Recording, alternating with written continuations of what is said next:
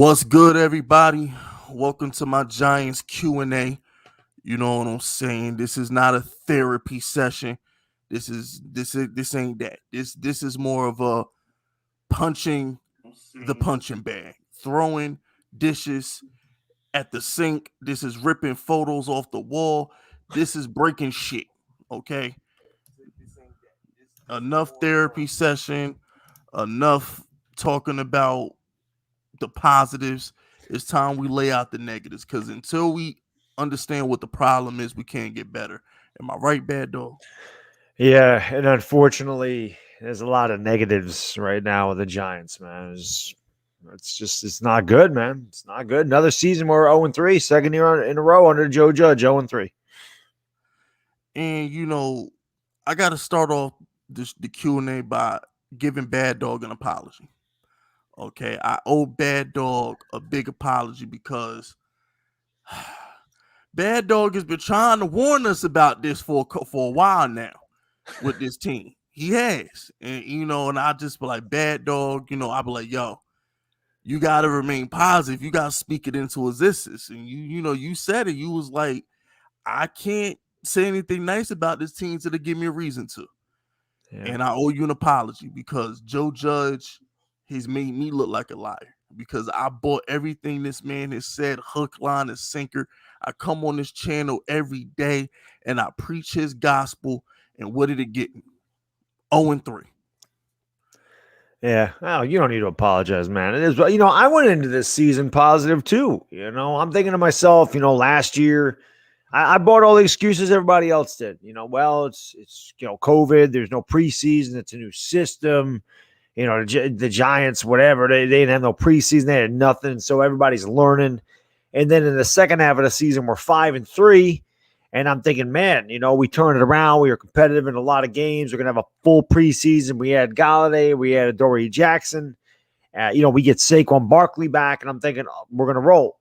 I thought, especially the beginning of the year, I thought this was the easy part of our schedule. I thought we could at least be 2-1 by this point, maybe even 3-0.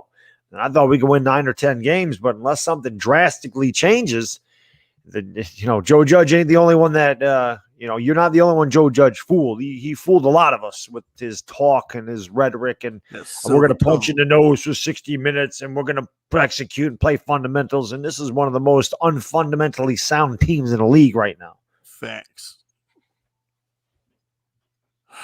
I tell you what, I nicknamed them the Three Stooges. All right. Garrett, Graham, and Judge. They the Three Stooges till further notice. Because whether it's Joe Judge not knowing how to, first of all, my thing with Joe Judge is this. We got the best field goal kicker in the league. Why are you punting in field goal range? Like, I don't get that. I don't get that either. I mean, you could have either went for it or tried to kick a damn field goal, and he punts. I mean, I don't know why. The Giants aren't aggressive. They're just not aggressive. Man, this is 2021. This isn't 1991 anymore, man. Teams go for it on fourth down. You saw what Baltimore did to Kansas City the other night. I mean, Baltimore had the ball in their own territory, 4th down and 1 from like their 44. And they said, you know what? We're not punting to Mahomes. We're not going to sit there and play not to lose. We're going to play to win. And if we don't make it, oh, well, we died with our boots on. And the Giants don't play football like that. It's like they play not to lose. They play scared. They play not aggressive. They're wait. I say it all the time. It's like they wait for something bad to happen to them. And inevitably it does. And that's the first stooge. The second stooge is freaking Patrick Graham, who can't stop nothing when it matters. When it matters, we can't get nobody off the field. I mean, the Washington game, Baddog, what drove me nuts about the Washington game is they hit us with the same wheel route that Philly hit us with last year. Yep. With Boston Scott. I'm like, you didn't learn from last year? And then versus the Falcons, granted, Adoree has to catch that in the set. I get it. But at the same time, bro, we let them march down the field on us twice in the fourth quarter. We shut them down all game, and then in the fourth quarter, they get 10 points. So it's like,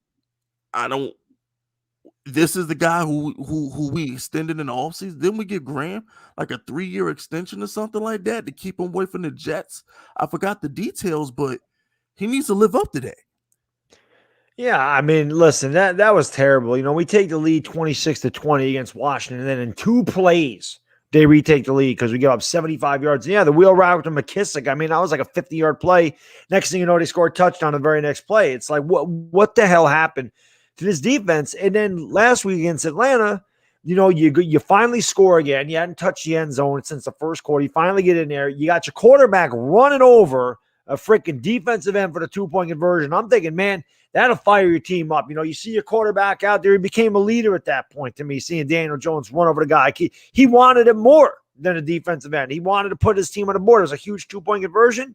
And I'm thinking, oh, this will get him fired up, man. They just saw Daniel Jones lower his head, run over a 300-pounder. And what do?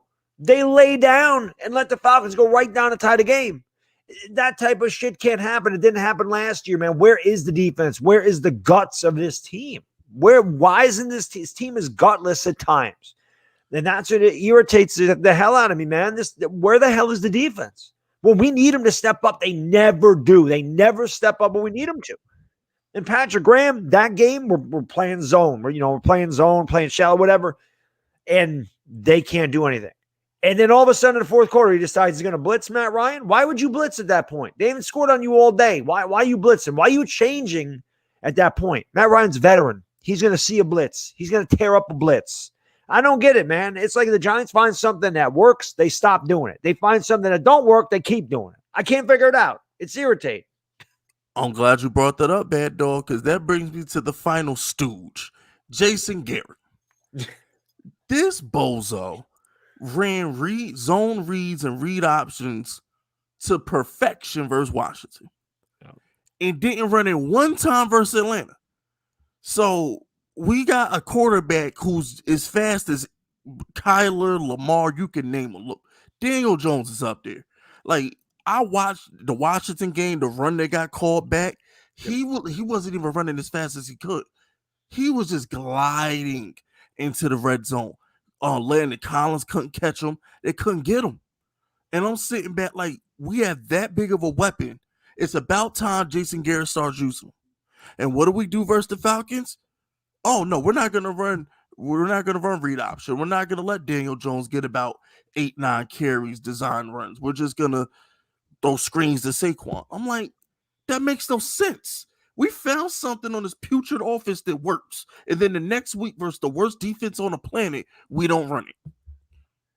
Yeah, I didn't get that either. And I'm saying the same thing. I'm like, you watch Daniel Jones play when they use his legs, he doesn't have to run every time. I mean, he doesn't need to be a Michael Vick type of guy, but his legs are weapons. So you should incorporate that into the game plan. Make that defense worry about him taking off. It'll help Saquon Barkley. It'll alleviate the pass rush.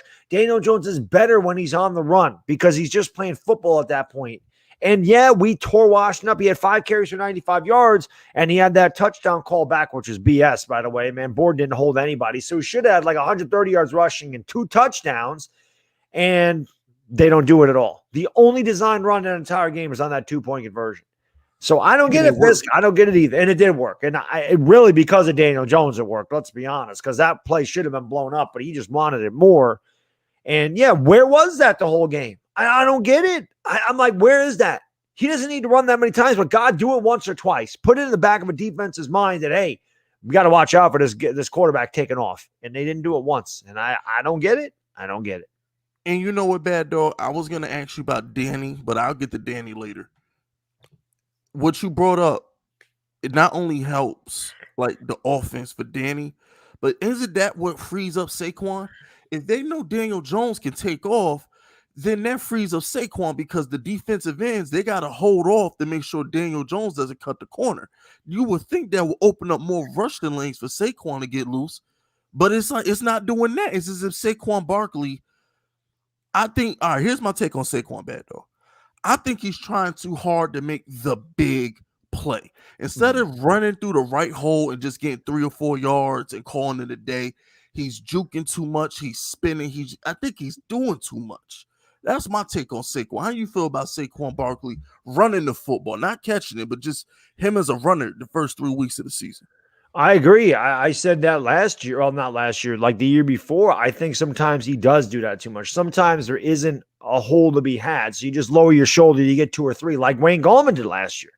Wayne Gallman, isn't going to break an 80-yard touchdown run. He isn't an explosive guy like Barkley. He's not an athletic guy like Barkley, but he was effective running forward. And Barkley, sometimes I think he tries to do too much, and he has to realize not every play is going for a touchdown. It's like he runs like every play's got to be a touchdown. And instead of sometimes just put your shoulders down, your head down, you get the tough yardage. You don't want to be 2nd and 12. You're 2nd and 8. That's better than 2nd and 12. And when you hesitate sometimes because you're looking for something that's not there, by that point, it's too late. So I'm not saying the offensive line does a great job of opening up holes for Barkley, but sometimes you just got to take the yards that's there. He's got to stop dancing them behind the line of scrimmage and just get what the defense gives you.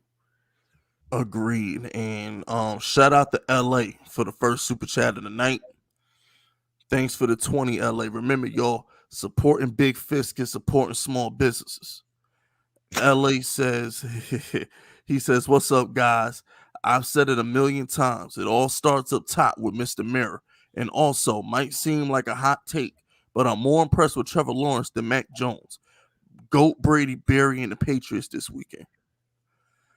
Yeah, that's probably going to happen. I doubt it. Oh, Baddog. Like, all right, see, check this out, right? I'm not saying the Patriots are going to win. I'm not going to say that. But if y'all don't think Bill Belichick is about to have the game plan of the decade to stick it to Tom Brady on Sunday, y'all are crazy. This is going to be one of Belichick's greatest. This is going to be a masterpiece. I mean, Mac Jones is trash, but I'm not saying the Patriots are going to win. I'm just saying for the Belichick versus Brady dynamic, Belichick gonna have he gonna cook it up for Brady on Sunday. You know he is. I know he is, but I also know Tom Brady, and I also know the competitive nature that runs through that guy too. So it should be a good. I mean, I expect it to be a good game, but like you said it best. Mac Jones he's a rookie and he is not really playing well, and Tampa Bay's got a pretty decent defense. So it'll be interesting. I don't think Tampa Bay will blow the doors off of them, but I think Tampa Bay will win by 10 points. I also think that what happened, what he said about Mara, all right. I'm gonna give you a hot take. Here's my thing with John Mara. When it's all said and done, John Mara is what you want out of an owner. He's patient and he doesn't interfere that much. He sticks his nose in where it don't belong when it comes to like personnel, as far as like paying certain stars, like the Odell situation. He shouldn't have traded him. Bringing in Jason Garrett, he shouldn't have done that. Keeping Eli Manning at the detriment to the franchise, he shouldn't have done that.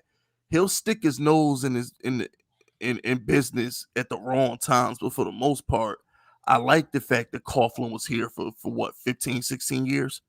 Yeah. We had Jerry Reese for. Go ahead. No, I was just going to say, yeah, Coughlin was here for what, 12 years from 2004 to 2015. So, yeah, he was here for a while. Yeah, we kept Jerry Reese for a decade. Like, I like the stability. We talk a lot about Gettleman, but you have to give Mara credit for at least letting Gettleman see his vision out. This is Gettleman's 4th year, right? Yes. 2 with Shermer, now the 2nd with Judge. So I'm mad at Mara, and I don't like the fact that he's forced Jason Garrett on the team. I don't like the fact that he kept Eli too long. I don't like the Odell trade. If the rumors are true about him laughing McAdoo out the freaking draft room over the Mahomes situation, I'll never forgive him. But then again, Mahomes would have been trash on our team because Eric Flowers would still protect him. So, I mean, I don't know, Baddog. Yeah, I mean, I mentioned this last night on my channel that, because people are talking about Daniel Jones and they're talking about Justin Herbert. And I get that Justin Herbert's skill set is amazing, okay? And so is Mahomes. But a quarterback, a lot of times, man, it depends on the team around him. And I say it all the time, man. You put Daniel Jones on the Rams, Daniel Jones is better on the Rams than he is on the Giants because the Rams have better pieces. And you could say this, if you put Daniel Jones on Dallas, Daniel Jones having a better year. You put Dak Prescott on the Giants, Dak Prescott would not be as good as he is in Dallas. The Giants don't have a lot of pieces, and I thought they were better. The offensive line, what pisses me off, Fisk, is this, right? I'm not the biggest offensive line guy. I like defense. I'm an older guy. You know, I lived through the 80s. I lived through LT, Carl Banks, Harry Carson, you know, Leonard Marshall. Like, I lived through great Giants defenses, and then obviously Tuck Humanura, Strahan. So I like defense. I want a Micah Parsons. You know, I'm a big defensive guy. But at the end of the day, you have a Saquon Barkley. You picked him second overall, and then next year you pick Jones sixth overall. You need an offensive line. And he said, I'm going to fix your offensive line. And he's had 6 first-round picks, Fisk. He's taken 1 offensive lineman and Andrew Thomas. And Andrew Thomas actually played pretty well this year. Where the hell's your offensive line? Well, we got Billy Price. We got Bredesen. Now we bring in, who's the kid they brought in? Wilson. Right, Wilson. So, I mean, well, and you got half semi-retired. Nate Solder held out last year. I mean, what the hell? Where's the line? We just talk, I'm going to fix your line. He hasn't fixed it. What is he doing? What is he doing with that? You buy a Ferrari, you better get the insurance, man. We got a Ferrari back there. We ain't got no insurance. So I think you're right, but here's the thing, Baddog. When it comes to the offensive line, I give him a pass. Let me tell you why I give him a pass. Andrew Thomas is pretty damn good. All right, he's been one of the best left tackles in the league this year. Nobody talks about it because, God forbid, a Giant gets credited at anything. You know what I'm saying? But Andrew Thomas is looking pretty good. Yep. And if Nate Solder, realistically speaking, at the time we signed Nate Solder, he was the best left tackle on the market. I agree with that. So I give him credit for trying. Will Hernandez, he took him in the second round. But at the end of the day, it all goes back to the Saquon pick, Baddog. We should have either Quentin Nelson or Bradley Chubb should have been a Giant. If you didn't want to go quarterback, if y'all wanted to keep, all right, here, how about this, Baddog? Let's next level think this out, because hindsight's always 20/20. Now, I wanted a quarterback at the time. I know you want a Saquon, right? You want a Saquon with the second pick. Right? I did, because I didn't want Rosen and I did not want Darnold. So I was happy with. I did mention Quentin Nelson. Like, I was on YouTube when they drafted Barkley, like back then. And I did want Nelson. I just didn't think they should have taken him second overall. So, yeah, I was happy with the Barkley pick. I'm not going to lie about that. But that's my problem with the situation. If the Giants wanted to keep Eli, right? If they wanted, because it was do it for Eli. One more run for Eli. That was the mentality at the time, right? Yep. Wouldn't it just make more sense to take freaking Quentin Nelson? I mean, for real, why would we draft Saquon when we don't have a line? The Cowboys had a line when they drafted Zeke. Yep, they did. But I think you mentioned it. He went out, he got Solder, and he drafted Will Hernandez. He figured he did fix a big part of the offense, even though Flowers was still here. But they moved him to the right side, so he figured he did fix the offensive line good enough to get Saquon Barkley. All right, Higgy, I see you. Let's tie this game up. Sorry, Fisk. I got the Yankee game on in the background, man. We're down 4-0 in this game, tied it up at 5. Let's go, Yankees. At least I got those guys. Oh, yeah. In fact, at least we got the Lakers too. I definitely got to get a Laker question for you to get up out of here. But yeah, absolutely. What I was going to say was, at the end of the day, Baddog, the past is the past. But I think the biggest issue with the Giants, and nobody wants to really admit this, the biggest problem with the Giants is that Odell trade. That set us back. Because look at it, and hear me out, right? Hear me out for a second. If the Giants, because the first thing the Giants did when they traded Odell was overpay for the corpse of Golden Tate. Mm-hmm. All right. So if we keep Odell, right? So check this out. If we keep Odell, Daniel Jones goes into his NFL career with that number 1 deep threat, right? So Daniel Jones goes in the Pat Shermer offense. The Pat Shermer offense, Daniel Jones threw 24 touchdowns his rookie year in 12 games. So if Daniel Jones comes into the league, right, with Odell in place, Saquon's there, then in the draft, going into that draft, right, we don't necessarily need to worry about getting Andrew Thomas with the 4th pick. We could have ended up falling. Tristan Wirfs could have fell to us, right? So check this out. We would have had Soto on the left. I mean, Wirfs on the right, right? Now let's fast forward. Instead of paying Kenny Galladay $70 million, if Odell's already here, bad dog, now maybe we go out and get the guys that Cleveland's been signing, because Cleveland been signing all the offensive line the past 2 seasons. We can go get one of those. Maybe instead of drafting Kadarius Toney, we draft Rashawn Slater. So what I'm saying is, if you look at it realistically, Saquon been trash since Odell left. Daniel Jones, his first 2 seasons, has nobody to throw to, so he regresses. If we keep Odell, we can focus on the offensive line a little more. Because remember, when he let go of Odell, he goes and he gets Golden Tate. And then this off season, instead of focusing on the line, bad though, which I know you and Chris have been like pounding the offensive line, if Odell is still here, bad dog, instead of drafting a wide receiver and signing Kenny Galladay, we could have probably drafted Rashawn Slater and went out and signed a big time tackle. So I'm just saying, like, we had to pay the price for Odell. And this offseason, getting the skill position players was paying the price for getting rid of Odell. And that's how I look at it. I think the Odell trade is what really set us back in the end. See, I was a guy that felt like the Giants should trade Odell Beckham because they hadn't won with him and they paid him $95 million. And I was like, you know what? We need to spend that money in other places. Now, I did come out the day that they traded Olivier Vernon. I did a video and I said, don't be surprised if Beckham's next. And 2 days later, he was gone.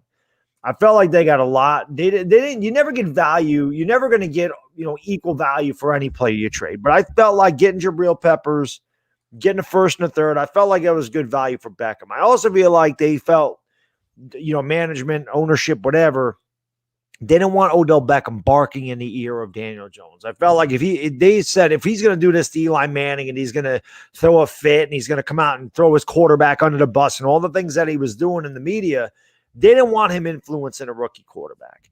And the other thing is, I think that Odell helps Saquon Barkley, but I also think that Eli Manning helps Saquon Barkley because Eli Manning could read defenses and change blocking schemes and give give Saquon Barkley the best lane to run through. And I don't think Daniel Jones knows how to do that yet, but I think Eli Manning was a big reason that Saquon succeeded because Eli could read the defense. Because remember, the last 4 games of the season, the Giants didn't have Odell Beckham in 2018. They got shut out against the Titans, but in the other 3 games, they scored 108 points, even without him. So I felt like they looked at that the last 4 games and said, we can score without Odell Beckham. Let's go out. Let's get some capital. Let's try to build in other areas to help the team get better as a whole. And it just didn't happen. Even when they still didn't need to draft Kadarius Toney, they still could have went Rashawn Slater. They could have signed Jack Conklin if they wanted to. They didn't trust him coming off the knee injury. They could have done a lot of different things, even with trading Odell Beckham. But why you trade Beckham and sign Golden Tate? That one didn't make any sense to me. Why are you giving him $40 million? You just got rid of Odell's contract. That did not make sense to me. I didn't get that whatsoever. I'm like, if you're going to trade him, I didn't get the Golden Tate thing. But the rest of it, I did understand why they traded him, which is why I was an advocate of trading him, which is why I'm an advocate instead of last year of trading Saquon Barkley. And I'll get killed for that too. Because we're going to get to that. We're definitely going to get to that. You can't trade his talent. I'm like, but you got to understand something, man. They'd already paid Odell Beckham. And I keep telling people that say we can't trade Saquon, or they said it last year. I'm like, do you want to pay Saquon $20 million a year?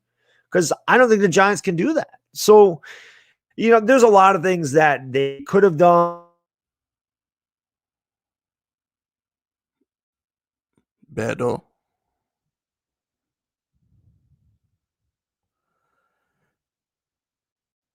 And I'm going to get to the super chats at one moment. I think we slightly may have lost Baddog for a second. But while Baddog is getting his audio together, it's one of the things that hurts with the Odell thing. And karma works in mysterious ways. So if you look at from a karma perspective, we've gotten nothing but drama from our wide receivers since we got rid of Odell. And that's why I feel like the Odell situation will haunt the Giants, because we got rid of Odell because he was an issue with the locker room, right? Did we sign Golden Tate and the first thing he does is get suspended? The first thing Golden Tate does is get popped for some kind of performance enhancer, right? Yo, We good? yeah, I hear you. All right, I don't know what it is, man. My internet once in a while on my desktop, it does this. It just cuts out, and then I gotta get out and start it over again. So I don't know what the hell happened there, but I don't know how much of that you heard before it cut me the hell off either. Nah, last thing you were said you were talking about how just Odell being a locker room problem, but you didn't understand the Golden Tate thing. Right. Well, that's pretty much about it. Yeah, I was just saying, no matter what the hell we do, it ain't worked out. Like everything we've tried has been the wrong thing to do. So, no matter what they do, it ain't worked, obviously. Because this isn't just a Joe Judge and a Jason Garrett and a Dave Gettleman thing. We've been asked for 10 years. Basically. And the thing is, what I was saying when you cut out is the karma from I think that Odell Beckham trade cursed us, because if you look at it, Baddog, we signed Golden Tate. He got suspended the first 4 games of that season. Off the fertility drug or whatever the hell he took. Yeah. Then the next season, him and his wife is airing out dirty laundry on Twitter. That's the most Odell Beckham thing in the world. Facts. Kenny Golladay, even though it was small, Kenny Golladay, if that was Antonio Brown and Odell Beckham, they would have got flamed for it. But Kenny Golladay cursing out Garrett. It looked like he was cursing out Jones, but he was cursing out Garrett, right? Yep. And now we got the thing with Kadarius Toney. And I don't know about you, Baddog, but Odell Beckham is more talented than Golladay, Toney, and Golden Tate combined. If we was going to have wide receiver drama, at least Odell was producing. Facts. At a high level. So I feel like it's just the football gods are laughing in our face over that Odell trade, just for the simple fact that it goes back to John Mara and his conservative ass ways. He didn't know how to handle Odell.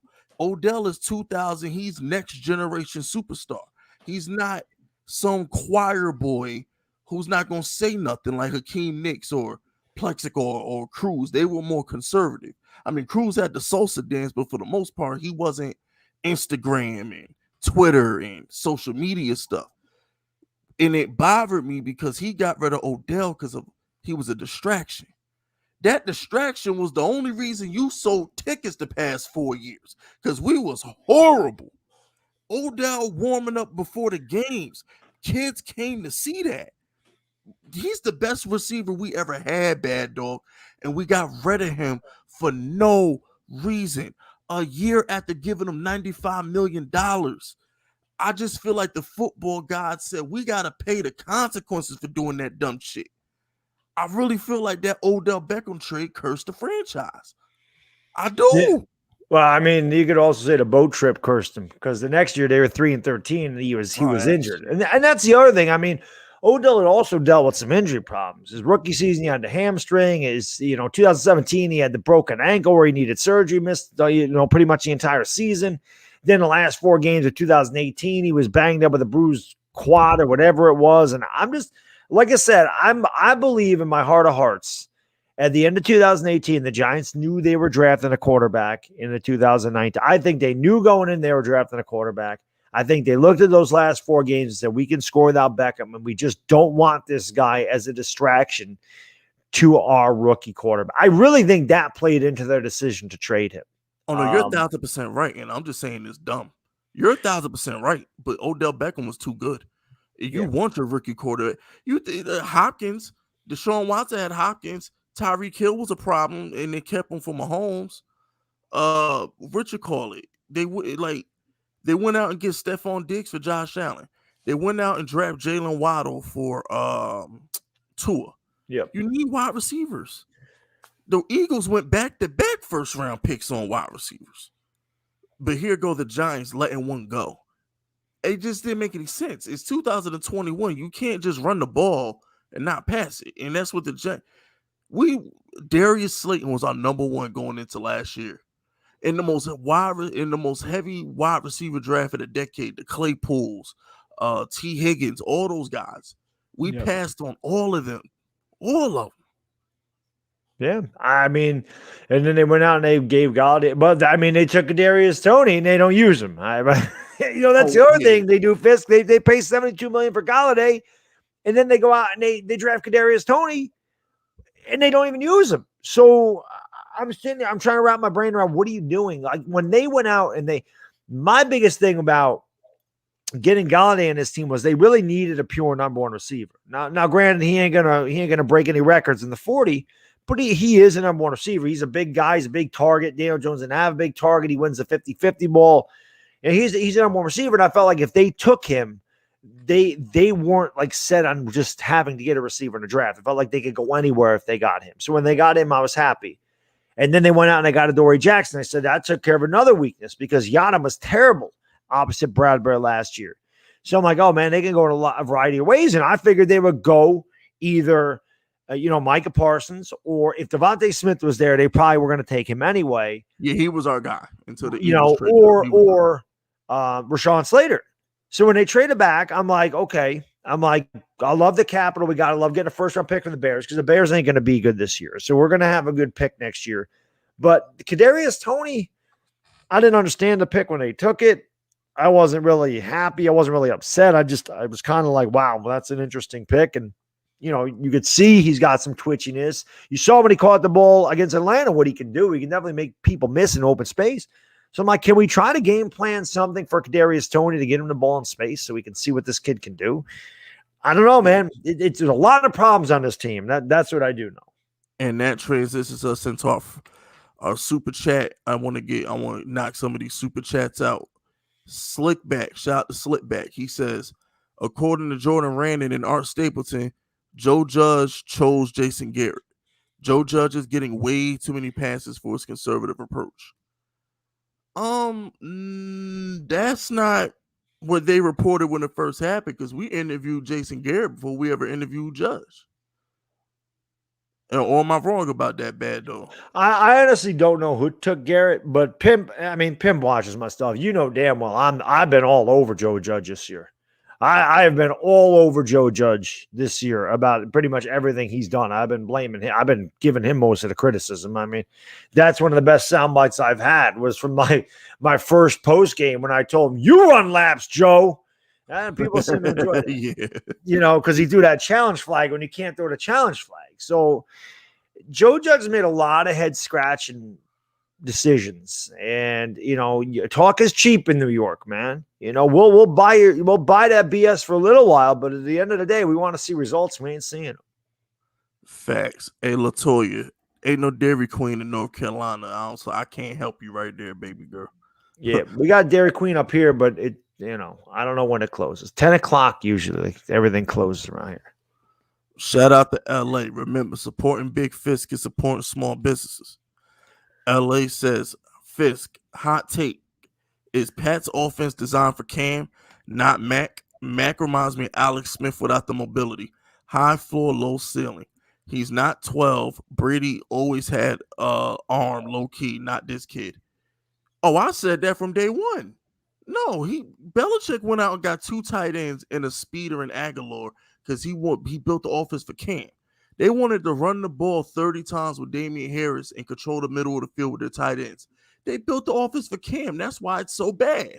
This offense wasn't built for Mac Jones. Mac Jones needs receivers. He needs receivers to make him look good, like Devontae and Waddle and Ruggs and all those guys he threw to at Bama. They built this offense for Cam. But Bill Belichick, and I can't believe this happened, Bill Belichick succumbed to media pressure. He didn't want to piss the fans off in Foxborough. He didn't want to piss off the media in New England, so he named Mac Jones a starter. Everybody knows Cam Newton should have been the damn starter because Mac Jones wasn't ready. When the Giants, with Daniel Jones, lit up the preseason, throwing those lasers all over the field to Golden Tate and Benny Fowler and shit, y'all told me preseason didn't matter. Oh, Daniel Jones, it don't matter. It's just the preseason. Who cares? But Mac Jones, because he went against some Amazon drivers and Walmart greeters, y'all want to tell me he the next Tom Brady? Stop it. The Patriots are getting exactly what they deserve with this kid because they should have kept Cam. Should have kept the veteran. Period. Yeah. And Belichick ought to just leave New England and come back home where he belongs anyway. Agreed. It's about time Bill Belichick came home. Maybe he'd turn us around. He would. I Cause know. Bad Dog. When I get done with these super chats, I want to talk to you about our roster. Like we're too freaking good to be 0-3. But shout out to Slipback. He says it's funny Odell kicking nets was bad, but John Brown beats his wife. Aldrich Rosas doing Grand Theft Auto, and new kid Isaiah Wilson's DUI isn't an issue. And you know what? That's a valid point. Now that I think about it, yeah, it seems like now we bringing in the questionable character guys, right? And don't forget, he traded up for DeAndre Baker, lazy ass too. Speaking Yep. of people with character issues. Yep. Yep. Now, listen, man. I say it all. They can talk about culture to the blue in the face. Winning is what builds culture. I don't give a damn about the play. The Giants are always like, yeah, we don't take these guys. We don't take the. But what the hell's the difference? I mean, they do take these guys. It's pretty obvious. So you know what? At the end of the day, like I said, man, winning is what builds culture. You can have all the choir boys you want. Nobody gives a damn if you're 0-3. You got a couple of guys that kind of walk a jagged line. And 3-0, nobody cares. Exactly. And shout out to Corey Coop. He didn't leave me a question, but shout out for the support, man. Shout out to the Phillies Ace 34. He says, Stella, Bad Dog, you're my man, my friend. How's it going, Fisk? Like I said yesterday, the silver lining may be that the Eagles will live up to your prediction. Oh, yeah, they're sorry. Jalen Hurts is trash. He is trash. Daniel Jones ain't never looked that incompetent. He ain't never looked that bad. Daniel Jones, my whole thing with Daniel Jones is even at his worst, he still looks like a professional quarterback. Jalen Hurts looked lost out there. Lost on Monday Night Football. And then, go ahead. No, I was gonna say I've been off Jalen Hurts since he got drafted. I mean, I was on this other YouTuber. I can't remember his name. It's a guy that does like film breakdown, talking about quarterbacks, and he said that Jalen Hurts would be as good as Dak Prescott or better. And I said no, he won't. And then they got Eagle fans going on there. Oh, dude, got Daniel Jones. Don't worry about it. I'm like, don't worry. I'm like, why? If Daniel Jones is such ass to begin with, why do Eagle fans always compare Hurts to Daniel Jones? If Jalen Hurts is good. And you think Jones is ass, compare Jalen Hurts to somebody that's good. Stop comparing him to Daniel Jones if you think he's garbage. I said Jalen Hurts. Listen, I'm a Sooner fan. And I don't know how many times I had to tell us Eagle fans. I'm a Sooner fan. I watched Jalen Hurts play every snap in college, every snap at Oklahoma. He transferred out of Alabama to prove he could throw the ball. That's why he went to the Big 12 where every quarterback can throw the ball because they don't play any defense. If he stayed in Alabama, he graduated. If he went into the draft, he would have never been drafted in the second round. He might have been drafted in the seventh round, not the second. So he goes to Oklahoma after he graduates, puts up big numbers under Lincoln Riley and the best freaking team in the Big 12 by a mile, but he never could throw deep. He don't have a good deep ball at all. He's underthrows it. He doesn't have a strong arm. I love Jalen Hurts as a person. He's a good kid. He's a leader. He takes accountability. He's the type of guy you want to root for if he's not an Eagle, okay? I love him as a person, as a leader, you root for a guy like that, but he's not a good NFL quarterback. And even when I did a video saying he's got the it factor, and what I mean by that, because Tebow had the it factor, Manziel had the it factor. They believe in himself, and they're natural-born leaders. I don't know if Daniel Jones has that particular quality, but Daniel Jones' skill set is way better than Jalen Hurts'. And anybody that watches any bit of football should be able to see that natural talent. Jones is more talented than Hurts. And like I said, I watch him all the time. I watched this guy for years in college. So it's not like I'm just making this up because he's an Eagle. Yes, I'm not. I just didn't believe in Jalen Hurts. And real quick, we got 230 people in here, but we only got 83 likes. Let's smash that like button. All right, y'all in here getting grade A fire content, and y'all ain't hitting the like button. And don't you feel like disrespectful, Bad Dog? People come in the streams that don't hit the like button. Sometimes you just got to give them a friendly reminder. You hit the like button. It's easy, man. You just move your mouse over there, or if you got a tablet and you use your finger, just click on that thing, and it's easy. It's free. It costs nothing, but it helps out the content creator more than you guys will ever know. It's the best way to support the channel, hitting that like button.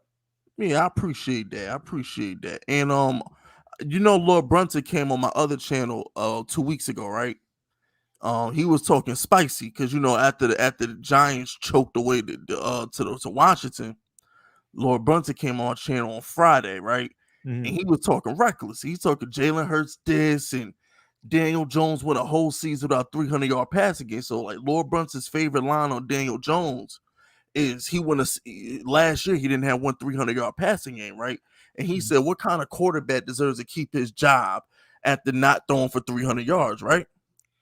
What he don't know is I've been shitting on Dak for years. So I said, where was that energy when Dak went a whole year without throwing for 300 yards? Daniel Jones' rookie year, bad dog, by himself, had more 300-yard passing games than Dak did his first 3 seasons. Mm-hmm.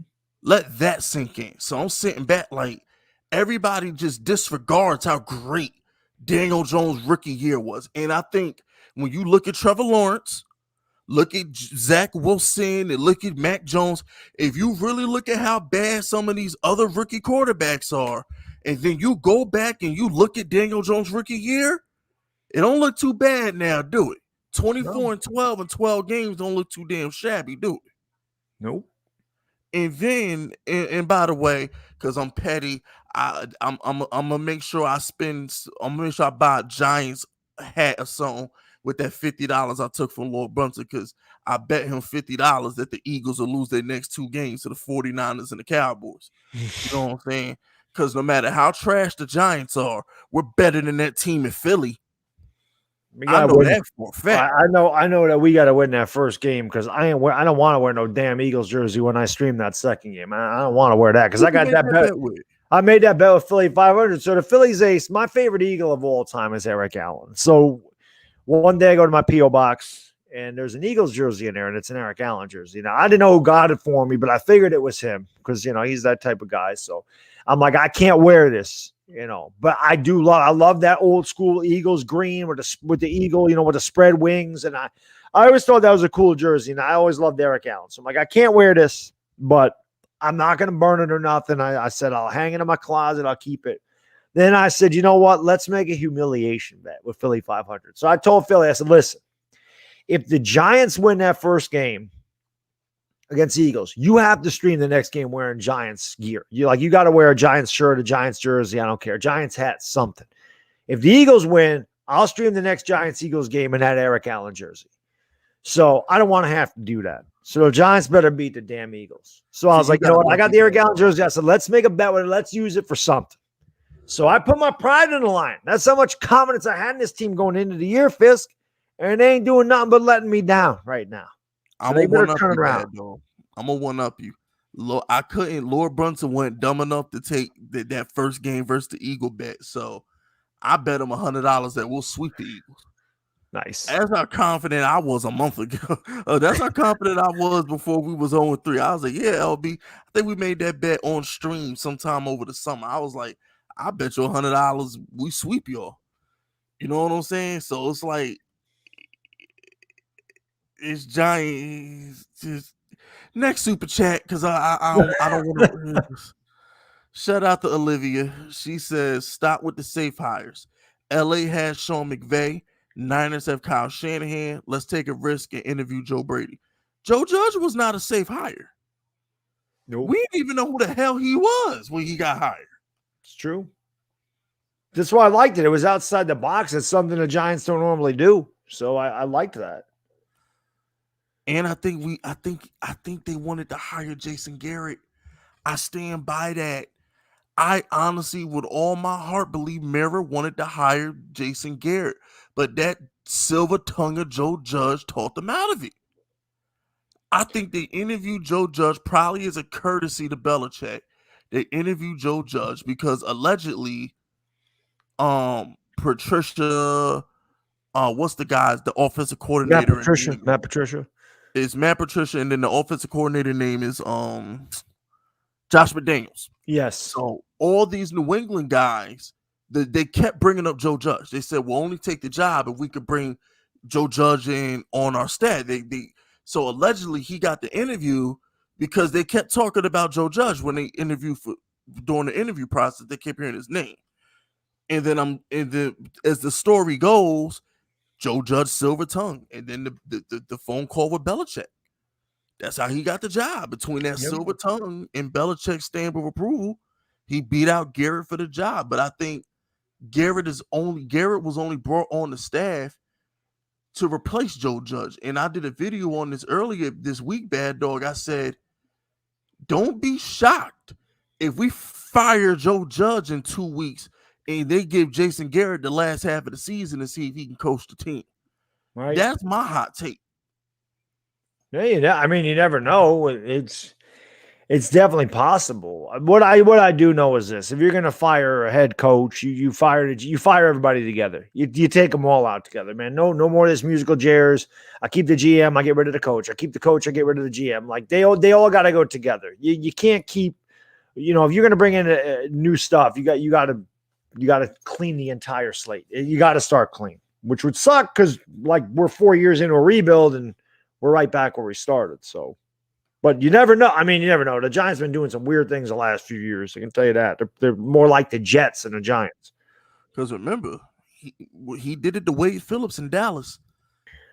And look what Golden Tate said today on NFL Network. He's like, hey, yo, Jason Garrett's a great guy. He tells great stories. So it's like, yo, he might be Littlefinger from Game of Thrones, man. He might just be a damn snake. Could be. Before I get the Giants Nation and LA Super Chats, I want to ask you a question, Bad Dog. Let me get to this Super Chats first because this is a long-winded question. Shout out to Giants Nation. He says, Fitz, hot take. Eli Manning had been done since 2014, but OBJ made him look good. That's why we kept him. Oh, I've been said that. I agree with that wholeheartedly. Odell revived Eli's career towards the end. I think they were good for each other. I honestly do. I think that Eli Manning, the reason that I think that McAdoo had a lot to do with reviving Eli Manning as well. I think McAdoo is quick. Eli, the Kevin Gilbride thing was 7-step drops, throw the ball deep, a lot of low percentage, like high risk, high reward passes. I think McAdoo came in there, changed the whole thing. West Coast offense, short, safe passes. That's why Eli Manning's percentage went way up. And yeah, when you have a guy that could take a 7-yard slant 80 yards to the end zone, that's definitely going to help his statistics. But I think that McAdoo also had a lot to do with reviving Eli Manning's career at that point. Hey, Bad, there was a lot of people on my other channel when I was live doing my my Shots Fired podcast.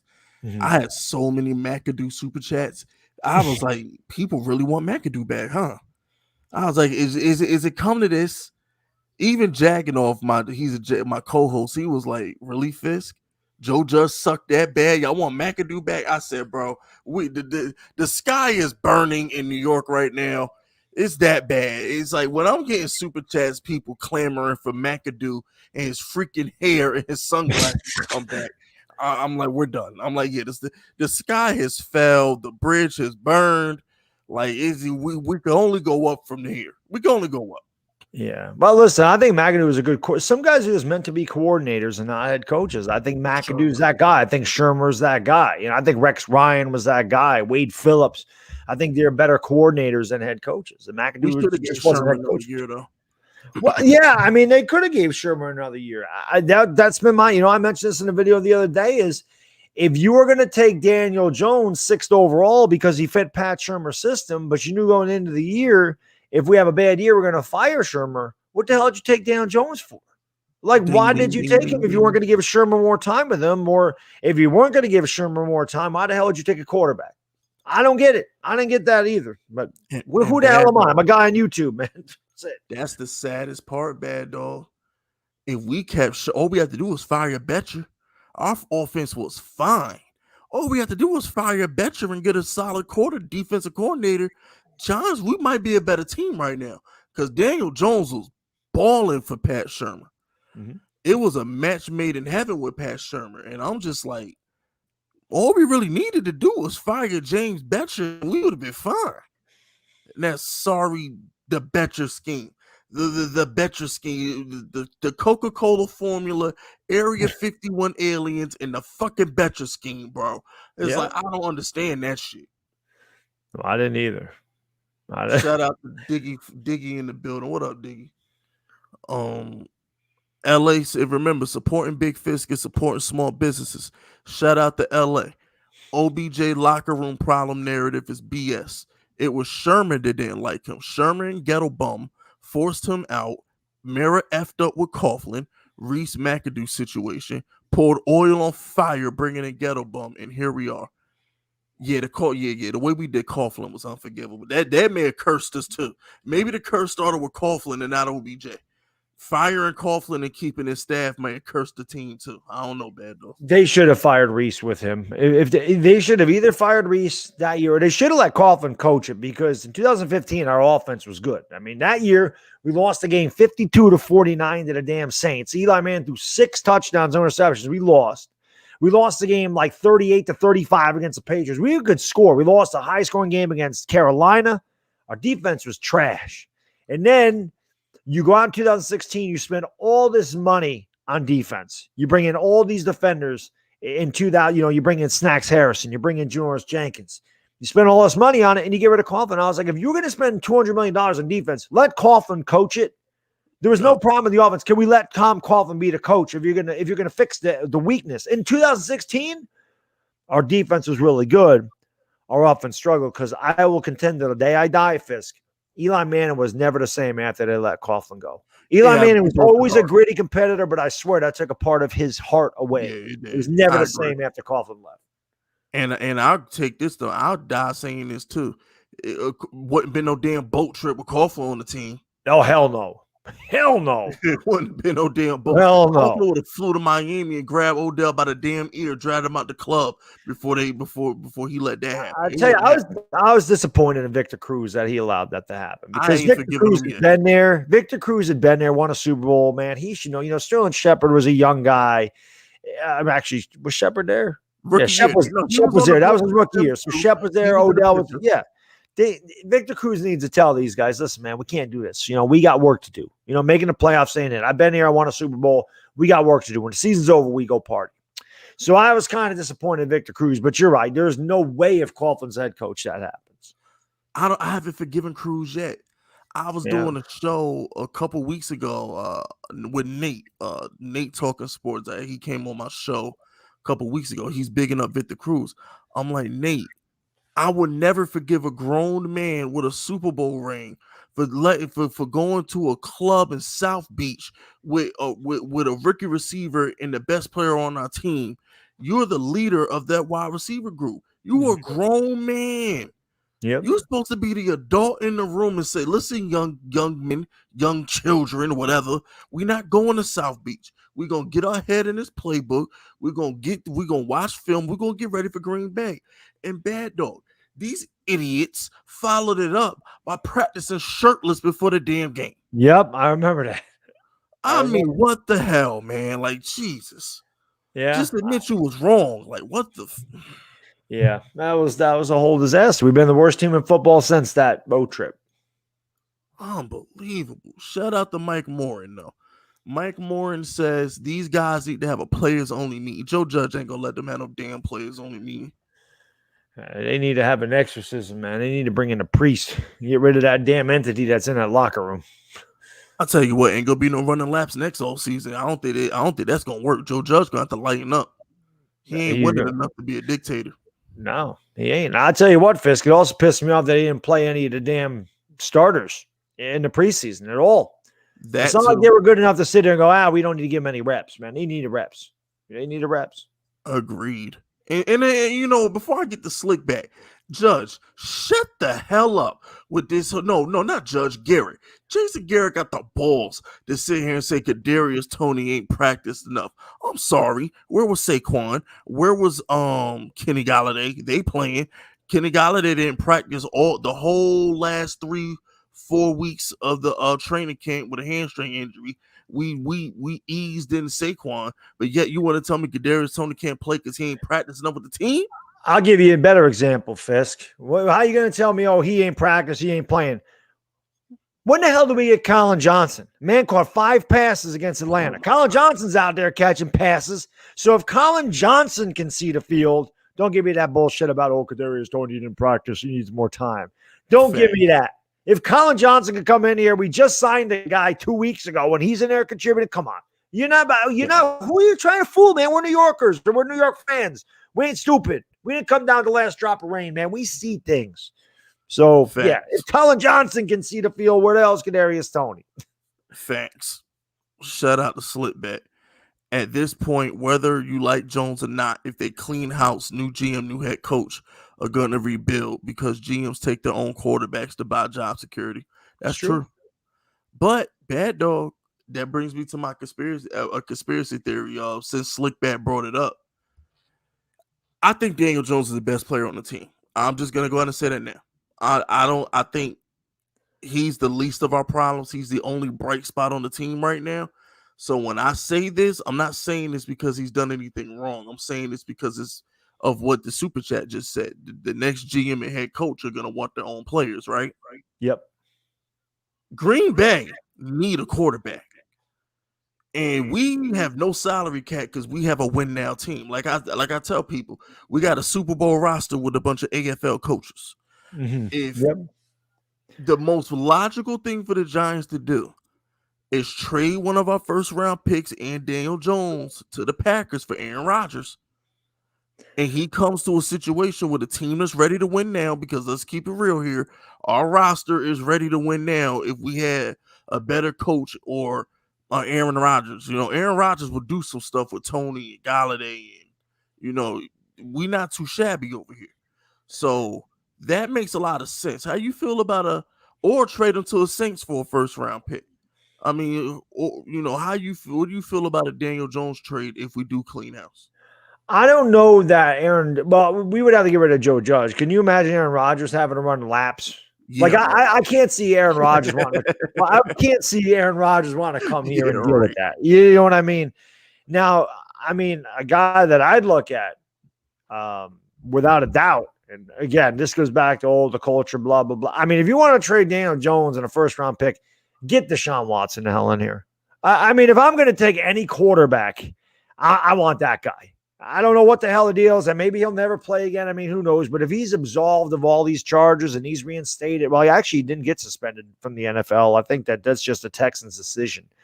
But, I mean, if we're going to trade a pick and you're going to go after a quarterback, what the hell is wrong with him? I mean, that guy's one of the most talented guys there is.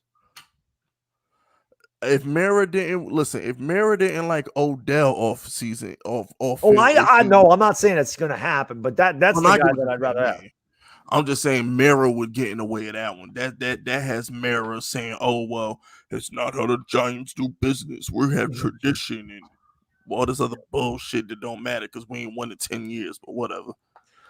But yeah, I just all in all to answer your question though, yeah, if a new GM and head coach come in, I don't think Daniel Jones survives that.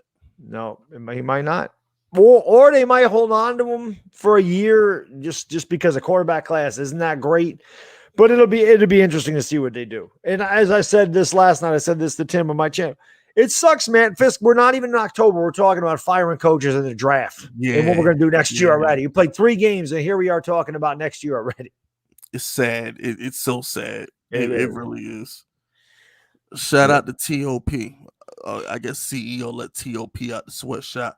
He says, I know it's way off topic, but we just got to gloss over the fact that the Bucs got dragged by the Rams. Bucs can be had.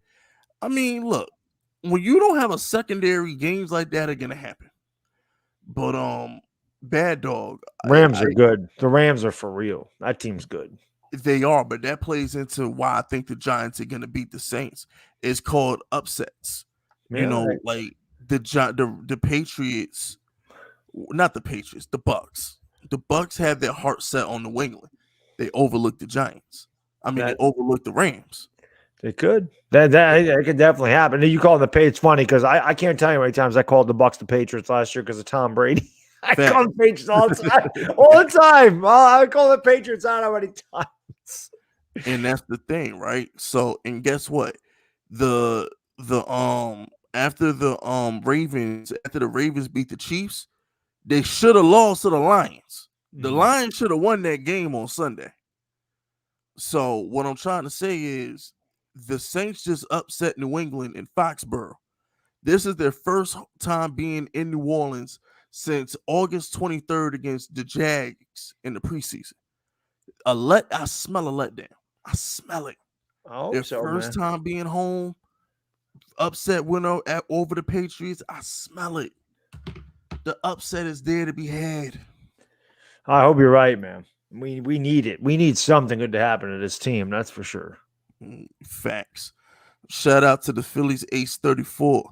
Bad Dog knows I'm not a delusional Eagles fan, and I trust Bad Dog's sports knowledge. But like Giants fans, we all hope everything will work out. Quarterback.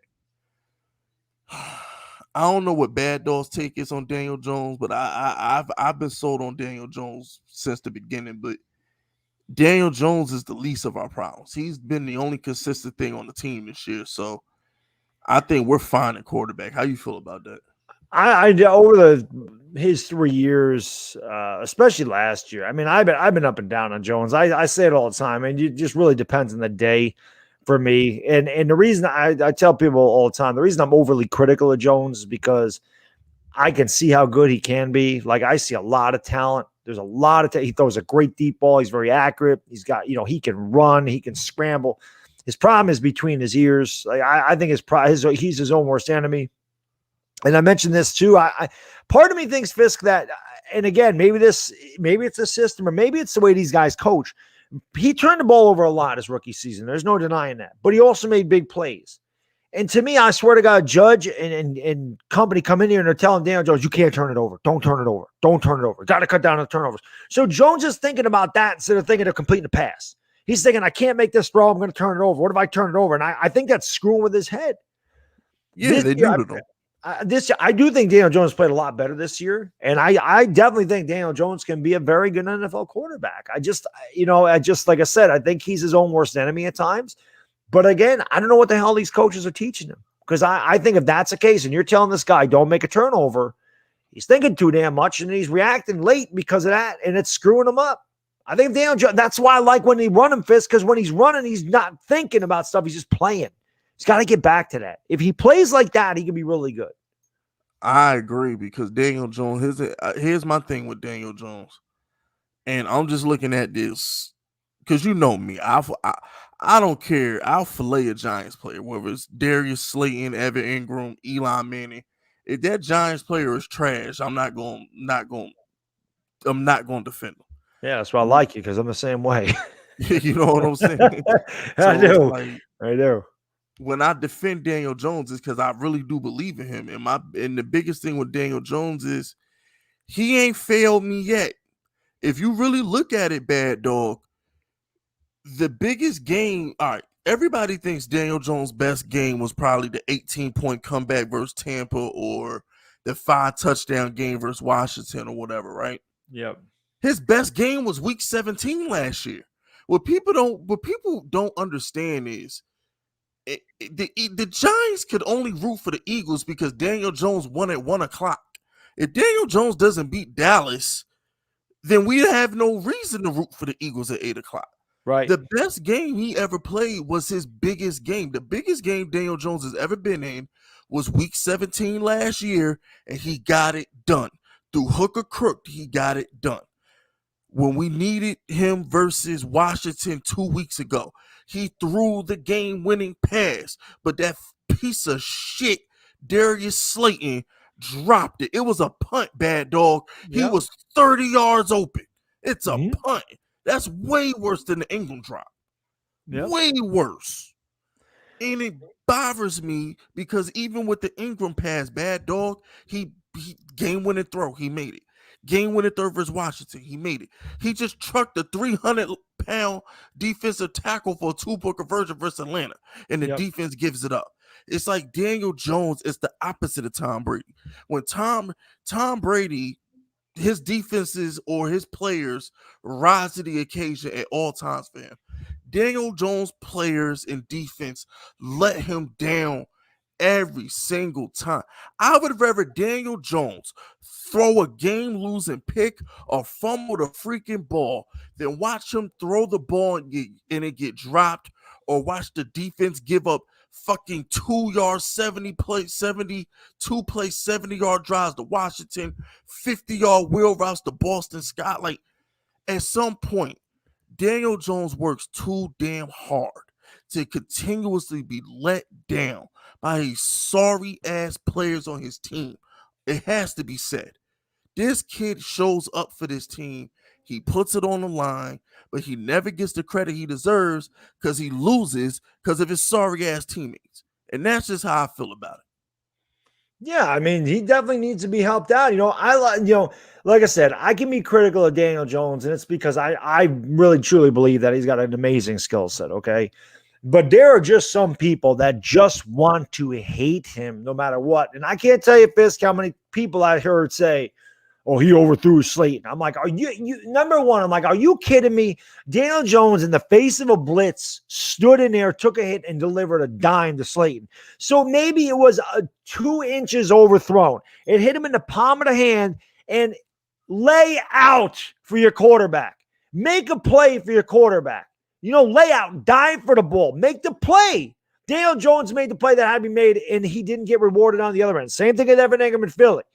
If Evan Ingram catches that ball in Philly last year, Fisk, and Daniel Jones shows out against Dallas, guess what? We don't even give a shit about that Eagles-Washington game at night because we go into the playoffs. It doesn't matter who the hell won if Evan Ingram catches the pass that Daniel Jones threw, against Philly in the first game, because we win that game and the game's over. So, yeah, there's been plenty of times that Daniel Jones does show up and his teammates let him down. So, I don't know, man. Again, losing teams find ways to lose. And somehow, some way, I don't know what the hell it's going to be. I don't know what it's going to take. This team's got to find a way to win these games. And Fisk, I'm telling you, when Daniel Jones ran over Grady Jarrett going into the end zone, he lowered his shoulder. And I had flashbacks of Dave Brown running over Deion Sanders for a touchdown. I'm thinking to myself, man, maybe that's the one that gets us over the top. Maybe that's the one. Daniel Jones putting his head down and getting a big 2-point conversion up by a touchdown. His defense has balled out all day. Maybe we're going to get this win. And they lose anyway. We just got to find a way to win these games, and things will start to turn around. But I don't know what the hell it is, man. I'm Italian, so maybe somebody threw a Maloika on these guys. I don't know, but we got to fix it. I don't know either. Shout out to Inferno Productions. Remember, supporting Big Fisk is supporting small businesses. He says, what's good, Bad Dog? You the man. Also, Fisk, hope you doing well as always. Got 100% on a quiz in my class where I did horrible on my exam, so we bouncing back. Shot my shot with a couple girls. Got rejected, though. Hashtag Fisk Unit. Hey, it's better to shoot and miss than not shoot at all. That's all I'm going to say about that. Facts. Yeah, facts. You gotta have mama mentality when it comes to the girls, man. Damn right. It's like a cornerback. You just gotta have a short memory and a lot of confidence. You're fine. Yeah, because remember, I tell guys this all the time, bro. There's when a girl likes you, your jokes are funny. All of a sudden, your outfit's cute. You just gotta find a girl that likes you. Once the girl likes you, every shot you take is wet. You only like Steph Curry out there. So you just got to find the right one to like you, man. That's all. Shout out to Corey Coop. We have a grade A team and a grade F coaching staff. Like I said, Super Bowl roster, AFL coaches. He says, if we go 0-6, fire the staff. I'm tired of losing. We need a major fix. How you feel about that? We're all tired of losing. The thing is, I don't think that if they do decide to move on from this coaching staff or start to make moves, I think it'll be before the bye. I think that's usually when you do that way. You give a coach, whoever the hell it's going to be, you let them have a couple weeks with the team to get used to what they're doing. But then again, I mean, if you're going to do it in midseason, you're going to hire one of your coordinators to take over for him anyway, and really nothing's going to change. So 0-6, maybe it does. Maybe that happens. I mean, if we get blown out by the Cowboys, say we lose this game against the Saints and the Cowboys steamroll us like they did Philly, maybe after week 5 that happens. I hate to say it. I hate to be even talking about this shit. We should be 2-1, Fisk. I mean, we should have won the last 2 damn games. We wouldn't even be talking about this. We'd be talking about, we're on the right move. We're going to beat the Saints, man. This team's in first place. We'd be in first place right now, and we'd be talking about good things. And instead, we have an offsides.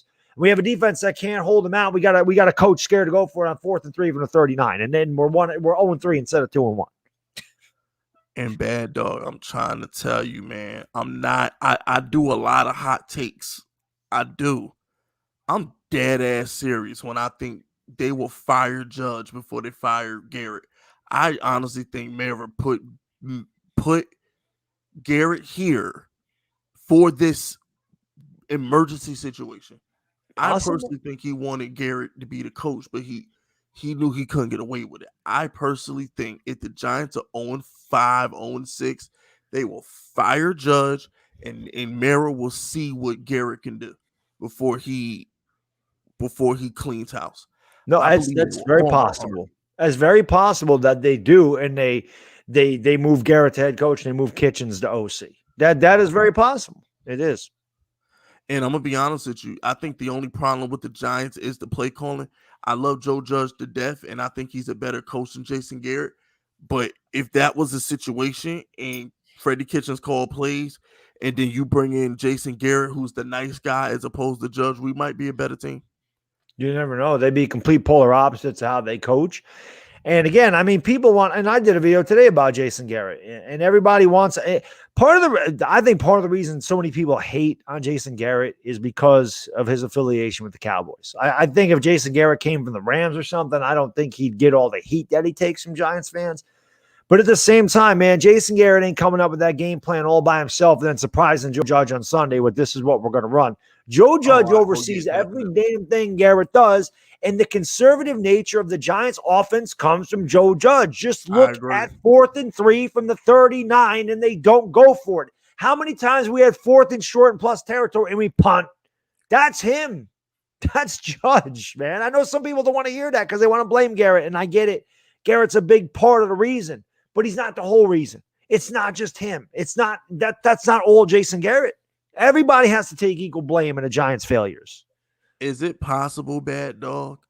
And I can't believe I'm going to say this, but is it possible that we might be a better team if Garrett was our head coach? Because I think maybe we fuck up because Joe Judge is too strict. We can't be worse, Fisk. We're 0-3. I mean, you can't get worse than 0-3. I mean, 0-4 could be worse than 0-3, but through 3 games, we couldn't be worse. But if you look at the personality of our team, Jason Garrett really might be a better fit as head coach. If you just look at the personalities on the team, like Galladay's a laid-back dude. Daniel Jones is kind of a chill guy. Saquon is a cool dude. Leonard Williams is a cool guy. There is a kind of a piece of me that feels like if we did fire Judge and Jason Garrett was the head coach, we might play better. We might be more relaxed. All those mistakes might cease to happen. I can't believe I'm saying this.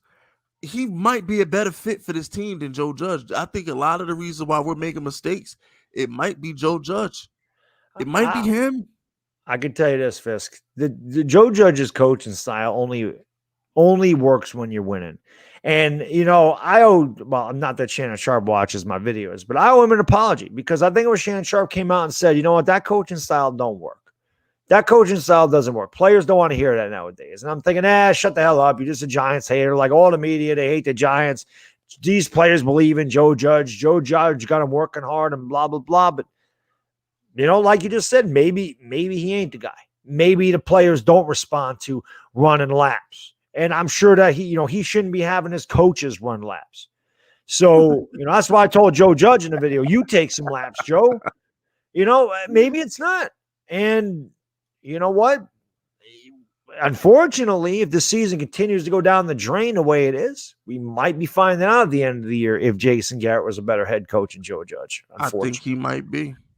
I just think because I think with Joe Judge, it's cool when we're winning, but I think it's just not. My thing with Jason Garrett is this: y'all say what y'all want to about Jason Garrett. The man was if we'll take 8-8 right now. That'll win the damn division comfortably. 8-8 wins the division, okay? So if Jason Garrett can go in here and get us 8 wins, we win in the damn division. So, I can't believe I'm saying this, but I don't think we should fire Garrett. I think John Mara might be on something. It might really be a situation where if Joe Judge keep fucking up, Garrett might take his place. He did it to Wade Phillips. Yeah, I mean, you never know. All I can say is I think before Garrett got that job, I'm pretty sure the Cowboys offense was pretty good the year before Garrett got that job. There might have been like 8th in points scored or something. Facts. I And I think also they were think, pretty good. They were pretty good with him there offensively. and I think Freddie Kitchens is a good play caller. I think it'll work. It We'll really see. might I work. mean, I don't know. I really don't want to find out. I really want to start winning and just saying, yep, we got it together, man. This is the right coaching staff. But it just, I mean, Joe Judge he's 6-13 as a head coach, man. I ain't no good. Facts. Shout out to No Cap. He says Doug Peterson would be great hire. He hate the Eagles.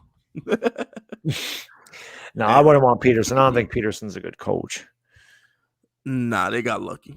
That was the luckiest. Speaking of which, right?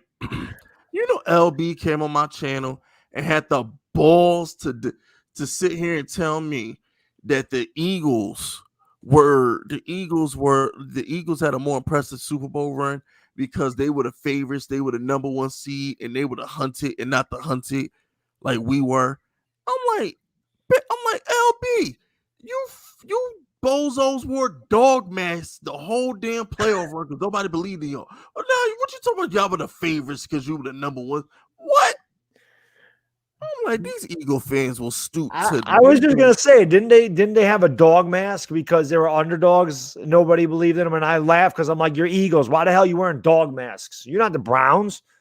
Facts. So yeah, no, I was just gonna say that, but you got it. You got it. I love LB's my guy, man. I love LB, but yeah, sometimes you got it. He and Philly 500, man. They can't see anything bad about the Eagles. Like they don't have an in them. They can't do it. It don't matter 4-11-1, and they talking about we gonna win a Super Bowl, man. We had all these injuries. Jalen Hurts is gonna be Russell. Well, I can't tell you how many times. If I had $1 for every time I heard an Eagle fan compare Jalen Hurts to Russell Wilson, I'd be a rich man, Fisk. This man Philly 500 really said that the Eagles are going to win the division because the rest of the teams is trash. What is your team name?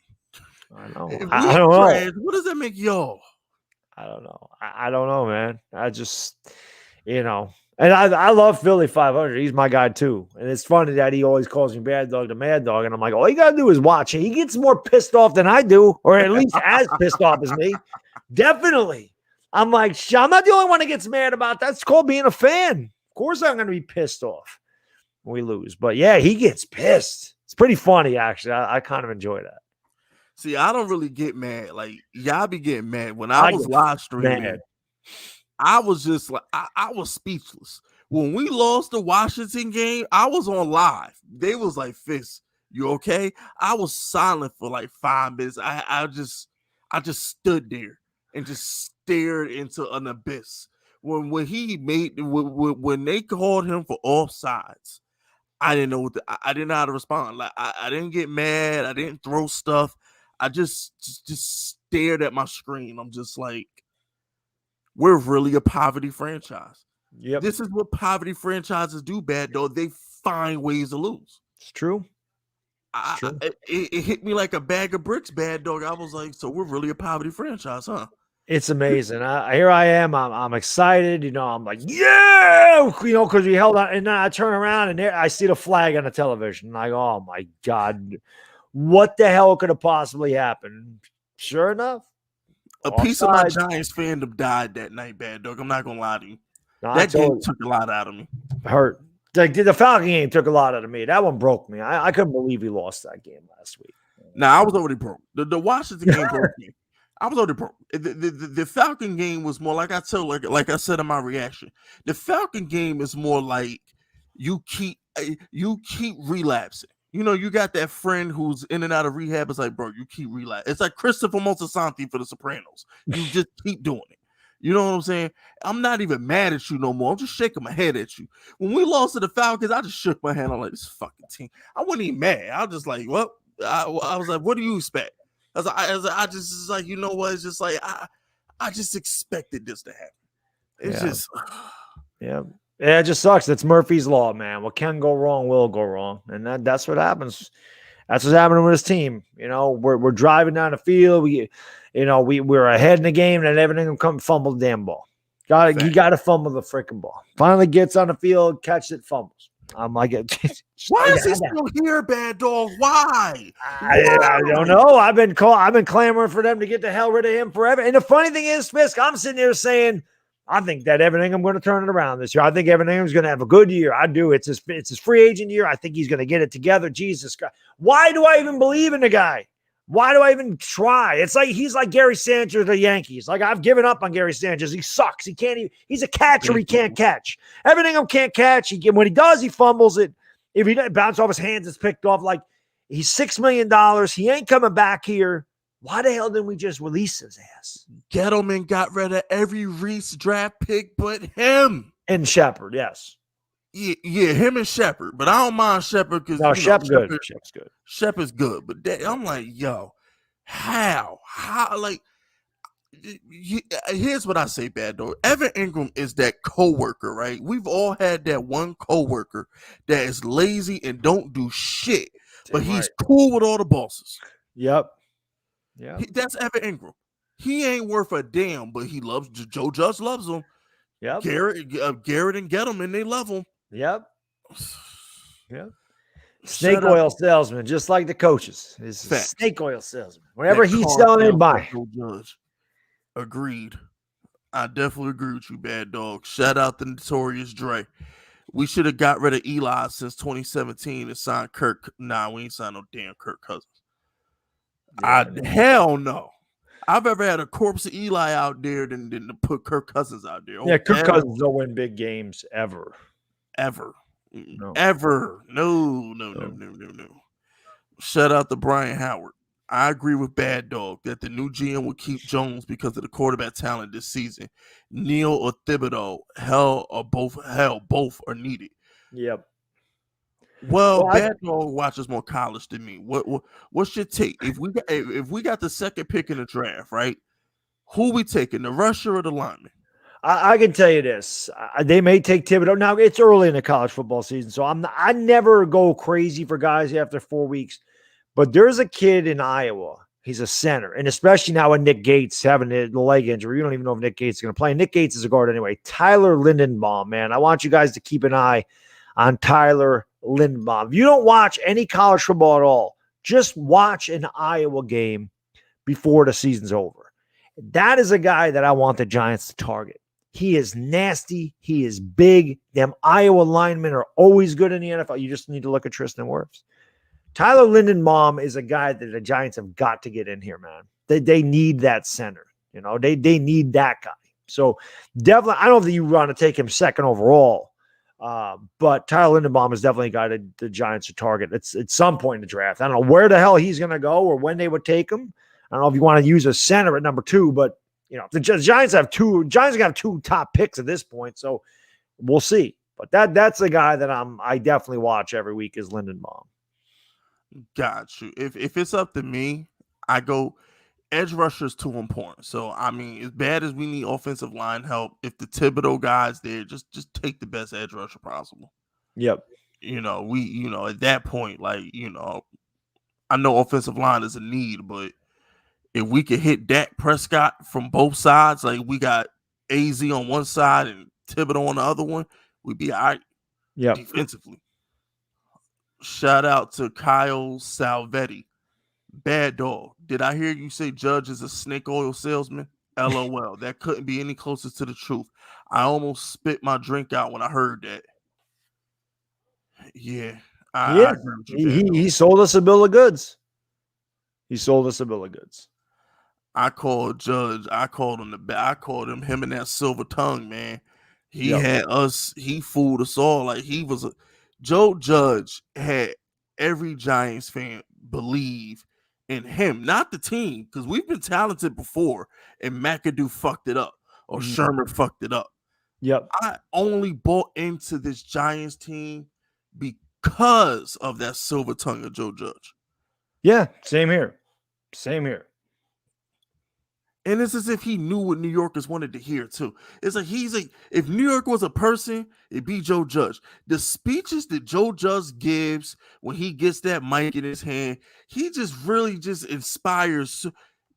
Check this out, Bad Dog. He'd be a hell of a college coach. Could you imagine Joe Judge in a mother's living room? Yes. No, absolutely. Yeah, Joe Judge would be great, man. He can recruit anybody. I mean, he does come under the Saban tree. So, I mean, Nick Saban's great, but Nick Saban's a great coach as well. But Nick Saban can recruit anybody.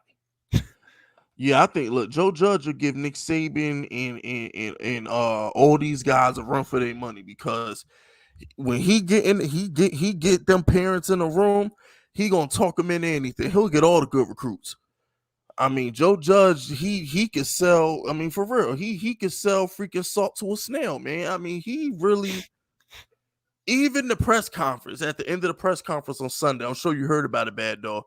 He leaves the podium and tells all the beat writers, "It's gonna be okay, fellas. We're gonna be just fine." I'm like, this motherfucker, he don't stop. He's good at what he does. Yep. He just, hey man, got to get credit where credit's due. He knows how to get his message out. I give him that.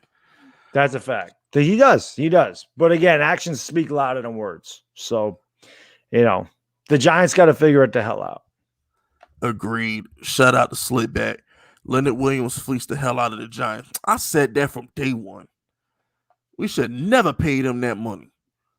Yep. I thought we should have cut him and let him hit the open market so he can see that nobody trying to give him more than $15 million and then give him like 17 and call it a day. That's what we should have did. Well, I think what happened with Leonard Williams was Dave Gettleman obviously was not going to admit he was wrong with the trade. Like, the trade was always weird that the Giants were in a terrible season. He went out and he traded for Leonard Williams. Now, Leonard Williams did play really good last year, so the trade looked pretty good. But you knew damn well Gettleman wasn't going to let him walk. And at the end of the day, we probably would have been better off keeping Dalvin Tomlinson and saving some money instead of taking Leonard Williams. And that's what it looks like we should have done. It's funny you say that. There's another guy who's up for a contract extension who we both know good and damn well we should trade right now, who he's probably going to overpay in about 5 months if we keep him as a GM. And that's Android 26, number Saquon. Yep. I think we should send him to the 49ers for like a second round picker right fucking now, but that's me. Yep. I listen, I agree. Like I said, I made the video last year saying that the Giants should listen to trade offers for Saquon Barkley. So I like to think outside the box now and again and just thinking to myself, this team ain't winning with Barkley. You're either gonna have to make a decision. He's either gonna walk or you're gonna pay him a ton of money. Do you want to pay him a ton of money and put all that money in a running back position when your team ain't any good? Or do you want to try to get some valuable pieces for him and try to, because you could see it last year. We won games with Wayne Gallman. So Saquon Barkley isn't like a must-have to win games. You don't need a guy. It's nice to have a guy that can break an 80-yard touchdown from any place in the field. It's nice to have that guy, but you don't need it. You just need a solid line and a solid back. I mean, Zeke Elliott, I'm not saying that, he's Wayne Gallman or anything. He's better than Gallman, but Zeke Elliott ain't breaking no 80-yard touchdown run. Zeke Elliott's just a hard-nosed runner that sees a hole and hits it. Pretty much. So, I mean, that's really all the Giants need is some guys to open up some lanes and then have a guy like Zeke or a guy like Gallman, just a straight-ahead runner that gets you, Brandon Jacobs, that gets you 4, 5, 6 yards at a rip. And you're 2nd and 4, you're 2nd and 5, and you're wearing down the defense and you're moving the chains of the running game. And then you break out that, that play action bootleg and you can have Daniel Jones at a run pass. You can do a lot of shit when you establish a running game. So do they really need Saquon Barkley to win? I don't think they do. So that was why I said they should listen to trade offers. It wasn't because I don't like Saquon's my favorite player in the Giants. But it's not like I don't like him, but I felt like, you know what? He's not winning games for us. They don't need him to win. They proved it last year when Gallman was in there, they were winning games. But it's funny you say that because once again, we're the Giants. We have I don't want to overstate this, but we have a culture of winning. Well, we had the foundation of winning Super Bowls, all right? Because we won 2 Super Bowls in 5 years with Eli, right? Mm-hmm. We had a running back by committee for both those Super Bowls. Yep. Why would you draft a runner back number 2 overall when you just won 2 Super Bowls with a committee? So we don't need that guy at running back to win a Super Bowl. Why would you take a running back with the 2nd pick? Knowing we just won 2 Super Bowls with Jacobs and Bradshaw. You don't need it. That was my whole thing. I'm like, we don't need that to win. Why did you draft him? Right. Yeah. I don't get it. Like I said, going back and looking at it, hindsight being 2020, that was the wrong pick. That was just, they were trying to rebuild and they were trying to win. They figured that, 2017, they were supposed to be a better team. They had a lot of injuries. So they figured, you know what? I'm going to get Solder. I'm going to draft Will Hernandez. We're going to add Saquon Barkley to Odell Beckham and Evan Ingram and Eli Manning. And we're going to be really good again. And it never worked. It never worked. Shout out to Slipback. If we had head coach Garrett and a young genius offensive coordinator, we set. I can't argue that. There's a piece of me that thinks that Jason Garrett would just be a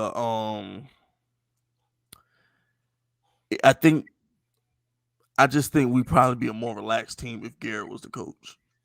I think Joe Judge kind of maybe we're too tight sometimes. Yeah, And I mean, like I said, Fitz, mistakes. it doesn't just apply to Daniel Jones. Like if you're going out there thinking to yourself, man, if I mess up, I'm going to get punished. You're going to do everything you can not to mess up, and inevitably you start thinking about what you're doing, and you're not playing football. You start thinking about I can't make a mistake, and it's going to screw you up. The NFL moves too fast. You have to play on instinct and reaction, and you can't be thinking too much about what's going on out there, or you're going to mess up. And sometimes I think you're right. You just said it right. They're too tight because Joe Judge has wound them that tight. Coughlin was the same way when he came in here, man. Michael Strahan called him a tyrant. And, I used to go to those practices in Albany. I went there all the time. I'd take 3 weeks off in the summer. I go there to 2 days. I just hang out, just watch practice. Coughlin killed those guys. And the year that he softened up a little bit, that was the year they won a Super Bowl. The year that I'm not saying that Joe Judge needs to let these guys walk all over him, but I think you can ease up a little bit because what you're doing, your style is not working. Like I said, they're 6-13 since he got here. They're making a lot of mistakes on the field that's costing them games because they're not too far out. Denver kicked our ass, but these other 2 games are very winnable. A mistake here, a mistake there costs us a game. All you got to do is clean those mistakes up, and you're 2-1. So I think maybe that's a possibility. Like you just said, maybe they're a little too tight. And if he loosens up a little bit and the players can ease up a little bit, not so much militant where, Jesus, I don't want to do 100 push-ups if I don't stand at parade rest correctly. If I sneeze at the wrong time or whatever, whatever the hell it is, if I piss on the seat or something, I'm going to have to do laps, so. But the thing is, Baddog, and I tell people who, I tell people who don't know the Giants that well, I'm like, Joe Judge only gets away with this shit because we're a young football team. Mm-hmm. The older we get, or the more veteran laden we get, that when we got into the camp brawl, for example, right? He made them run laps and do push-ups and then cursed them out for 20 minutes. Yep. You can't talk to no grown man with kids like that. Right. That's not gonna work. Like, could you imagine him doing that to a locker room like the Bucks or the Saints, where you got like 10-year vets in there? Like, it would have never worked. Right. But most of the Giants players they're young or they're on their first actual contract.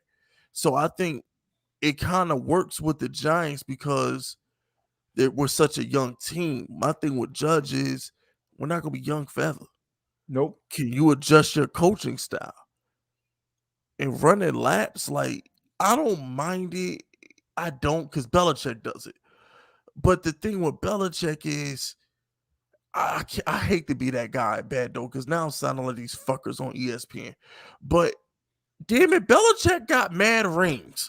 So if he makes people run laps, it's like, okay, whatever. Right. He has a reputation. He's a winner. He has a reputation. So you believe in what he's doing. Joe Judge hasn't built that yet. I mean, what reputation does he have? What does Joe Judge tell you that you believe in? Because he's not getting results. And that's why they're saying this coaching style don't work if you don't win, because eventually the player's going to say, the hell with you. This ain't working. How the hell is making us run laps, making us better as a team? It's not. So the hell with you, we're not going to do it. And then they're going to start to revolt. I mean, you already saw with Galladay on the sideline. So yeah, and Tony's not scared to Judge, and that was my thing. I mean, I don't speak on it often just for the simple fact that I feel like I didn't have to because Shepard and Slayton was still there, but Baddog. I threw a conspiracy out there on my Tony video, 2 weeks ago when Tony was going on Instagram wilding. Yep. I said, listen, hey, Judge, how you going to treat Galladay and Tony? You can't do them like Golden Tate.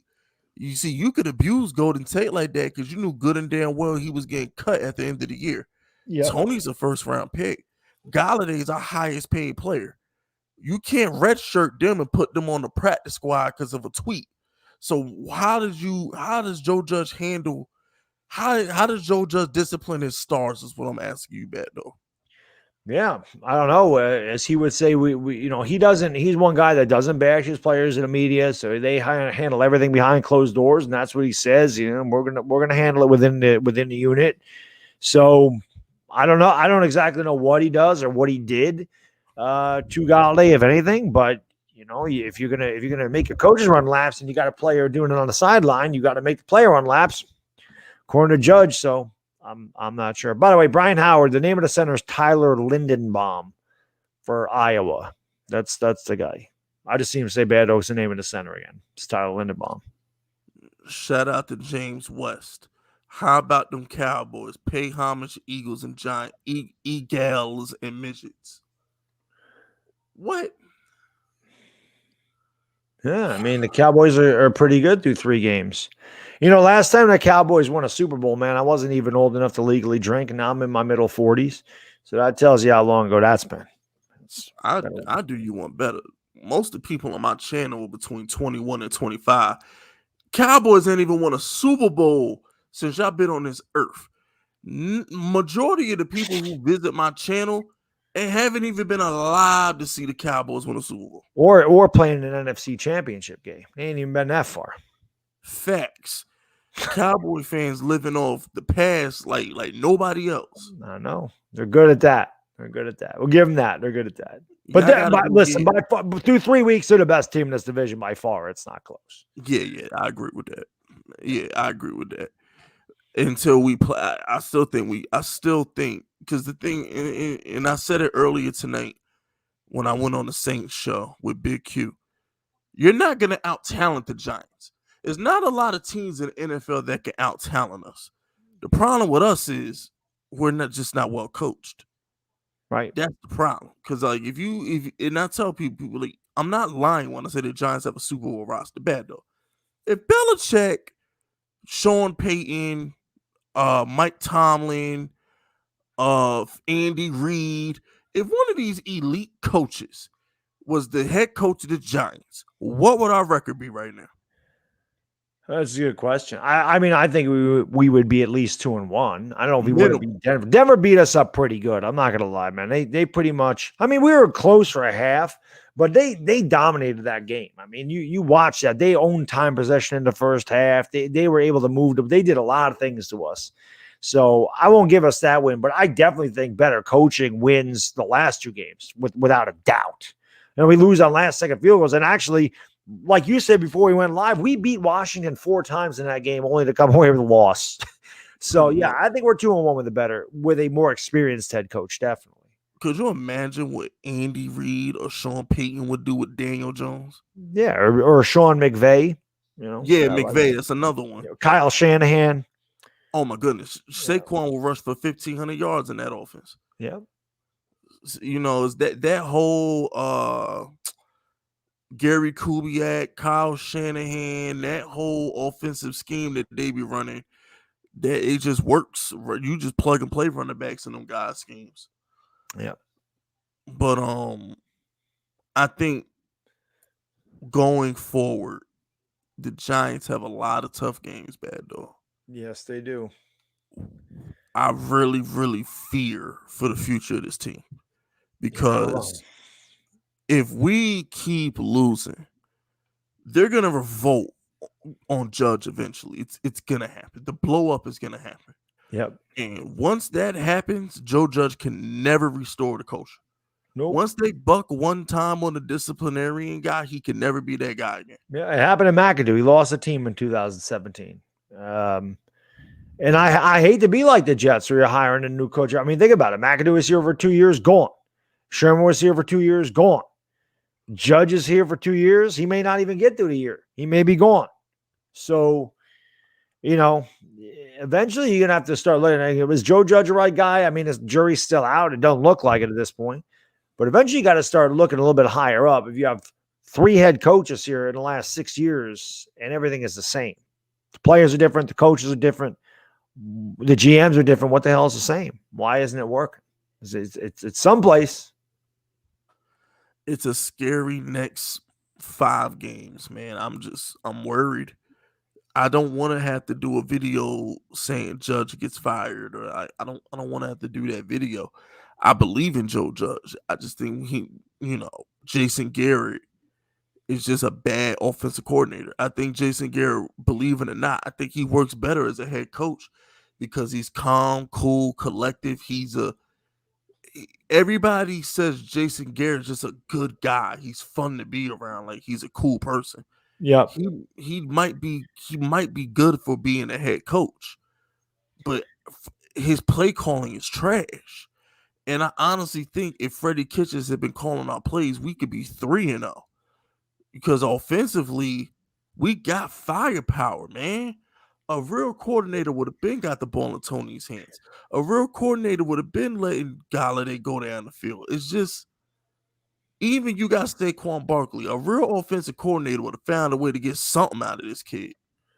It's just too much stinking talent for this offense to be as inconsistent as it is. And I agree. But at the same time, I think if Kitchens was calling the plays, I don't think you'd see much of a different offense. Because again, man, this all goes through Joe Judge. And Joe Judge has to okay this. Like I said, the conservative nature is you just have to look at the way that what the Giants do on 4th down. I remember when we were doing that Washington game, Fisk, and we got that interception. And I said right in the live stream, I said, we can't be conservative. We got to go for a touchdown. And what do? They run twice and then throw it and kick a damn field goal. That is too conservative. And that's the head coach to me. That is the head coach saying, don't mess it up. Let's play safe. Let's just get the field goal and get out of here. Let's not try to win the game. Let's play not to lose. Let's take the easiest way out. Let's take the safest route possible. Well, that ain't working. So you got to throw caution to the wind sometime. But listen, Jason Garrett, yeah, he's got a part in this. But I think Joe Judge has a part in that offense too. And I don't know if a different offensive coordinator makes a difference. I really don't. If he makes a big difference, he might make a little difference. I don't know if he makes a big difference.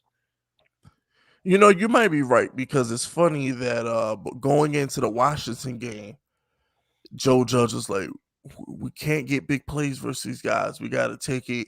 What did he say? Play by play, a yard by yard. He said some shit. He's like, we got to take it slow. We got to move the ball slow down the field. He's like, he was talking conservative in the press conference. Yeah. I'm like, damn, like, they have no secondary. What do you mean we got to take it slow? Yeah. I don't know. What do you think will happen on Sunday? I mean, I haven't seen the Saints play, so I can't really speak to it. I know they blew the doors off Green Bay. They're 2-1. The defense is pretty solid. Jameis Winston's playing really well, but Jameis Winston also has a reputation for turnovers. I think the Giants not only need to be aggressive on offense, I think they need to be really aggressive on defense. And I don't think you can sit back and play that damn soft shell zone shit. I think you need to go after Jameis Winston and force him to turn the damn ball over. Because if you're going to get your offense going, getting him a short field and getting him some turnovers can certainly help. So I think the Giants really need to be aggressive on that side of the ball and go after Jameis Winston, trying to force some turnovers early, because he is turnover prone. If you can get to him, he'll throw interceptions, he'll fumble the ball. We saw that. He led the league in turnovers last year. So I think that's there to be had. Maybe it wasn't last year. I think it was last year in Tampa Bay. He led the league in turnovers. So I think they got to be aggressive on defense, especially. But I think they need to be aggressive on both sides of the ball to try to win this game. I agree. And from somebody who watches a lot of Saints games, this offense is trash. This Saints offense is bad, because even when Jameis threw the 5 touchdowns, it was all on short fields. Yeah. I think Jameis had like a 50-yard bomb to somebody week 1 But if you take away that 50-yard bomb, he doesn't even complete 100 yards of passes. Even though he throws 5 touchdowns, he wouldn't have had 100 yards 100 yards through the air. And then you look at the game versus the Panthers, he was trash. And then you look at the game last week versus the Patriots. Baddog, they got like 3 picks off Mac Jones and barely scored any points. Right. Their offense is not good. I think the Giants, and this is what I said earlier, if the Giants can just keep it a 1-possession game in the fourth quarter, we can win. We can beat this Saints team because their secondary is not that good. And most importantly, we have Graham Gano and Daniel Jones. I trust Graham Gano and Daniel Jones over Jameis and Alec Rosas, our old kicker. That's who's kicking for the Saints right now because Will Lutz is hurt. Yeah. So, yes.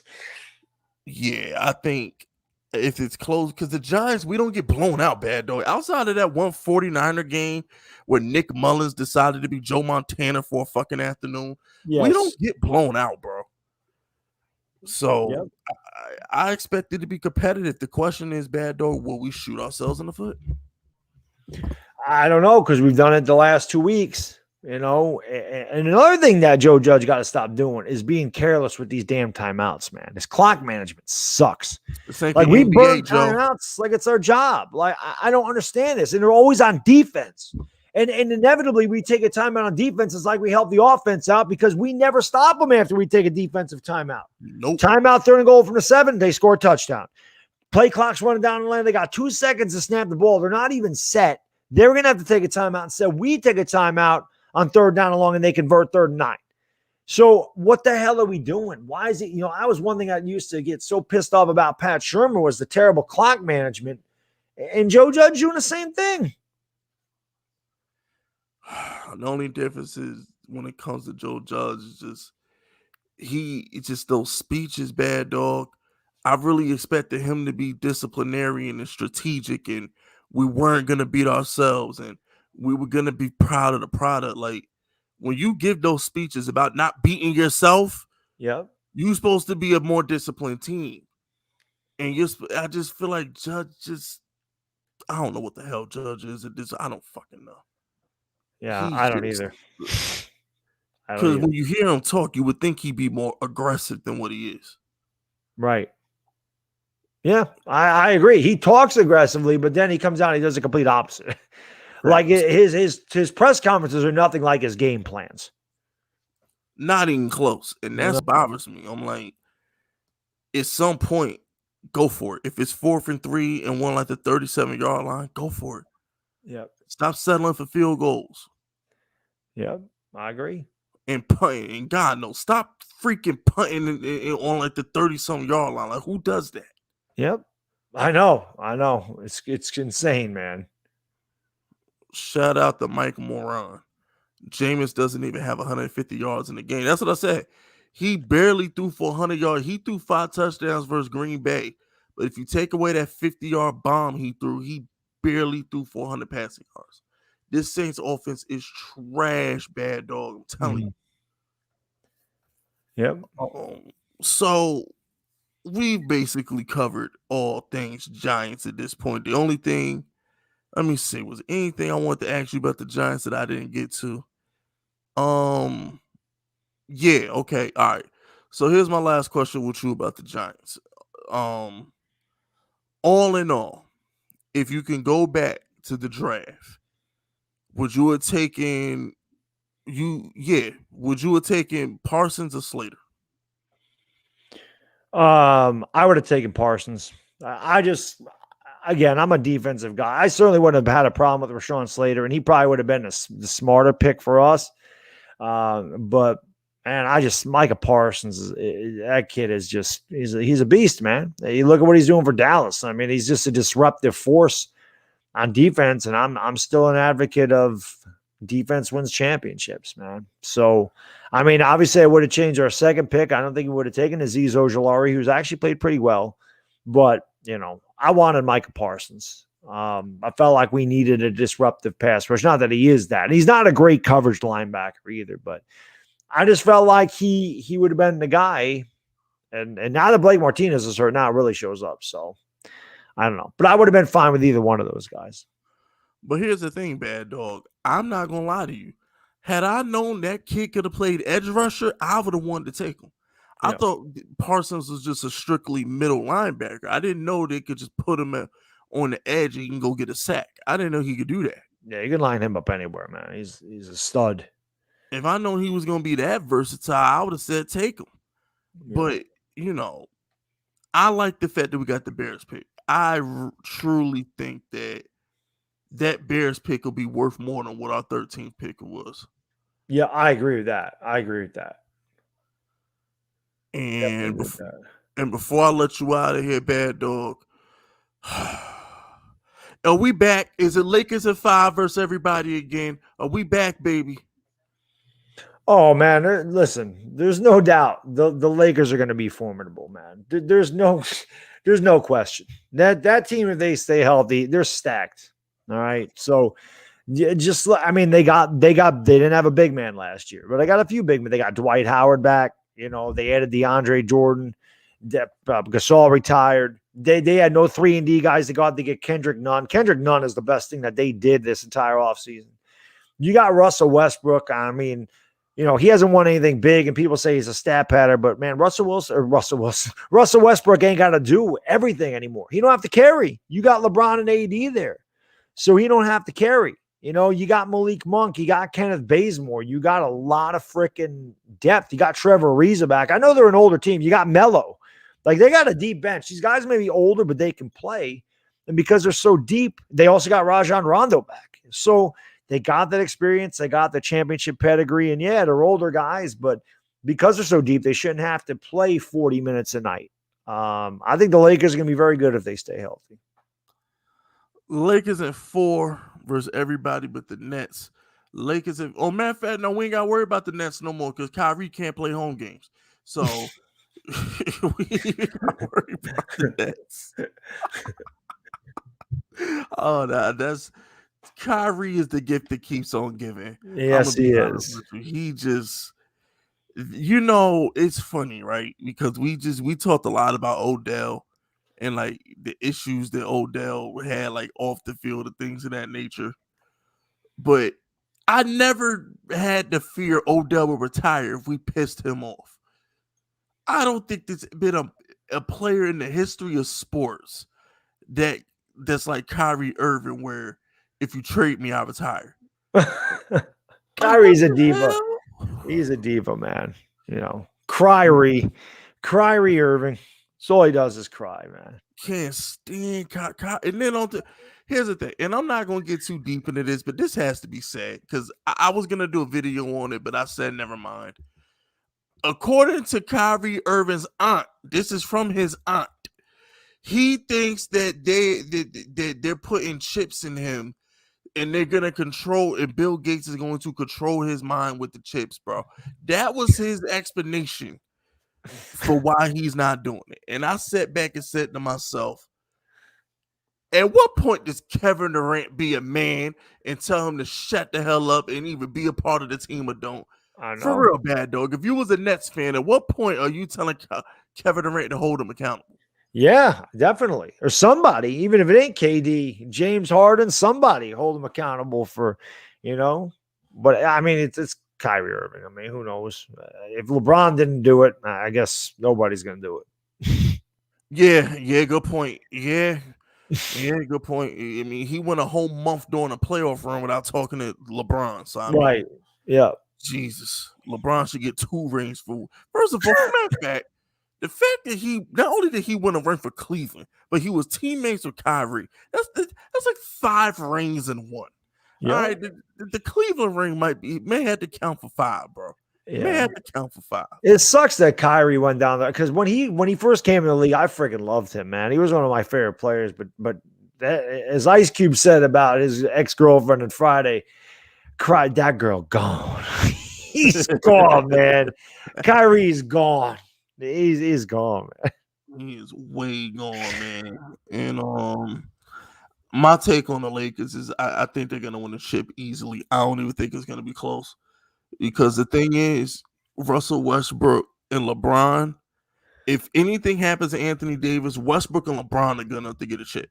Yeah, in my opinion. And I think Westbrook, what people have to understand about Westbrook is this. He makes it easier for LeBron to play 82 games or whatever the hell, because LeBron don't got to handle the ball no more. Yep, Get all those rebounds, and Westbrook don't stop bad dog. He don't know how to play conservative. No, I know. And that's the thing. They, like I said, they got Rondo back too. So they actually have 2 point guards now where LeBron don't have to run the point at all and expend all that energy. Yep. I like it like this. Let Russell Westbrook carry the team for 3 quarters and then just get the ball to LeBron. Right. And I still think he's going to get a triple-double because it's his play style. Like, people think he's a stat padder. He's not a stat. You can't stat pad assist, bad dog. You can't do that. How you stat pad assist? And then when it comes to rebounds, bro, if it's that easy to get a rebound, how come most centers ain't got 20 rebounds a game if it's that easy? I agree. That's an effort thing. That's one reason I couldn't stand Kristaps Porzingis for the Knicks. I'm like, how you 7'3" and average less than 7 boards a game? By height alone, by accident, you should be averaging 8 boards a game when you're 7'3". You're soft. Charles Oakley couldn't jump to save his life. Neither could, Rodman at the end of his career couldn't either. But those guys, that was all effort. It's effort. Rebounds are about boxing out and positioning, man. It's effort. So Westbrook puts that effort in on the boards. Kevin Love couldn't jump over a box of Jordans. Right.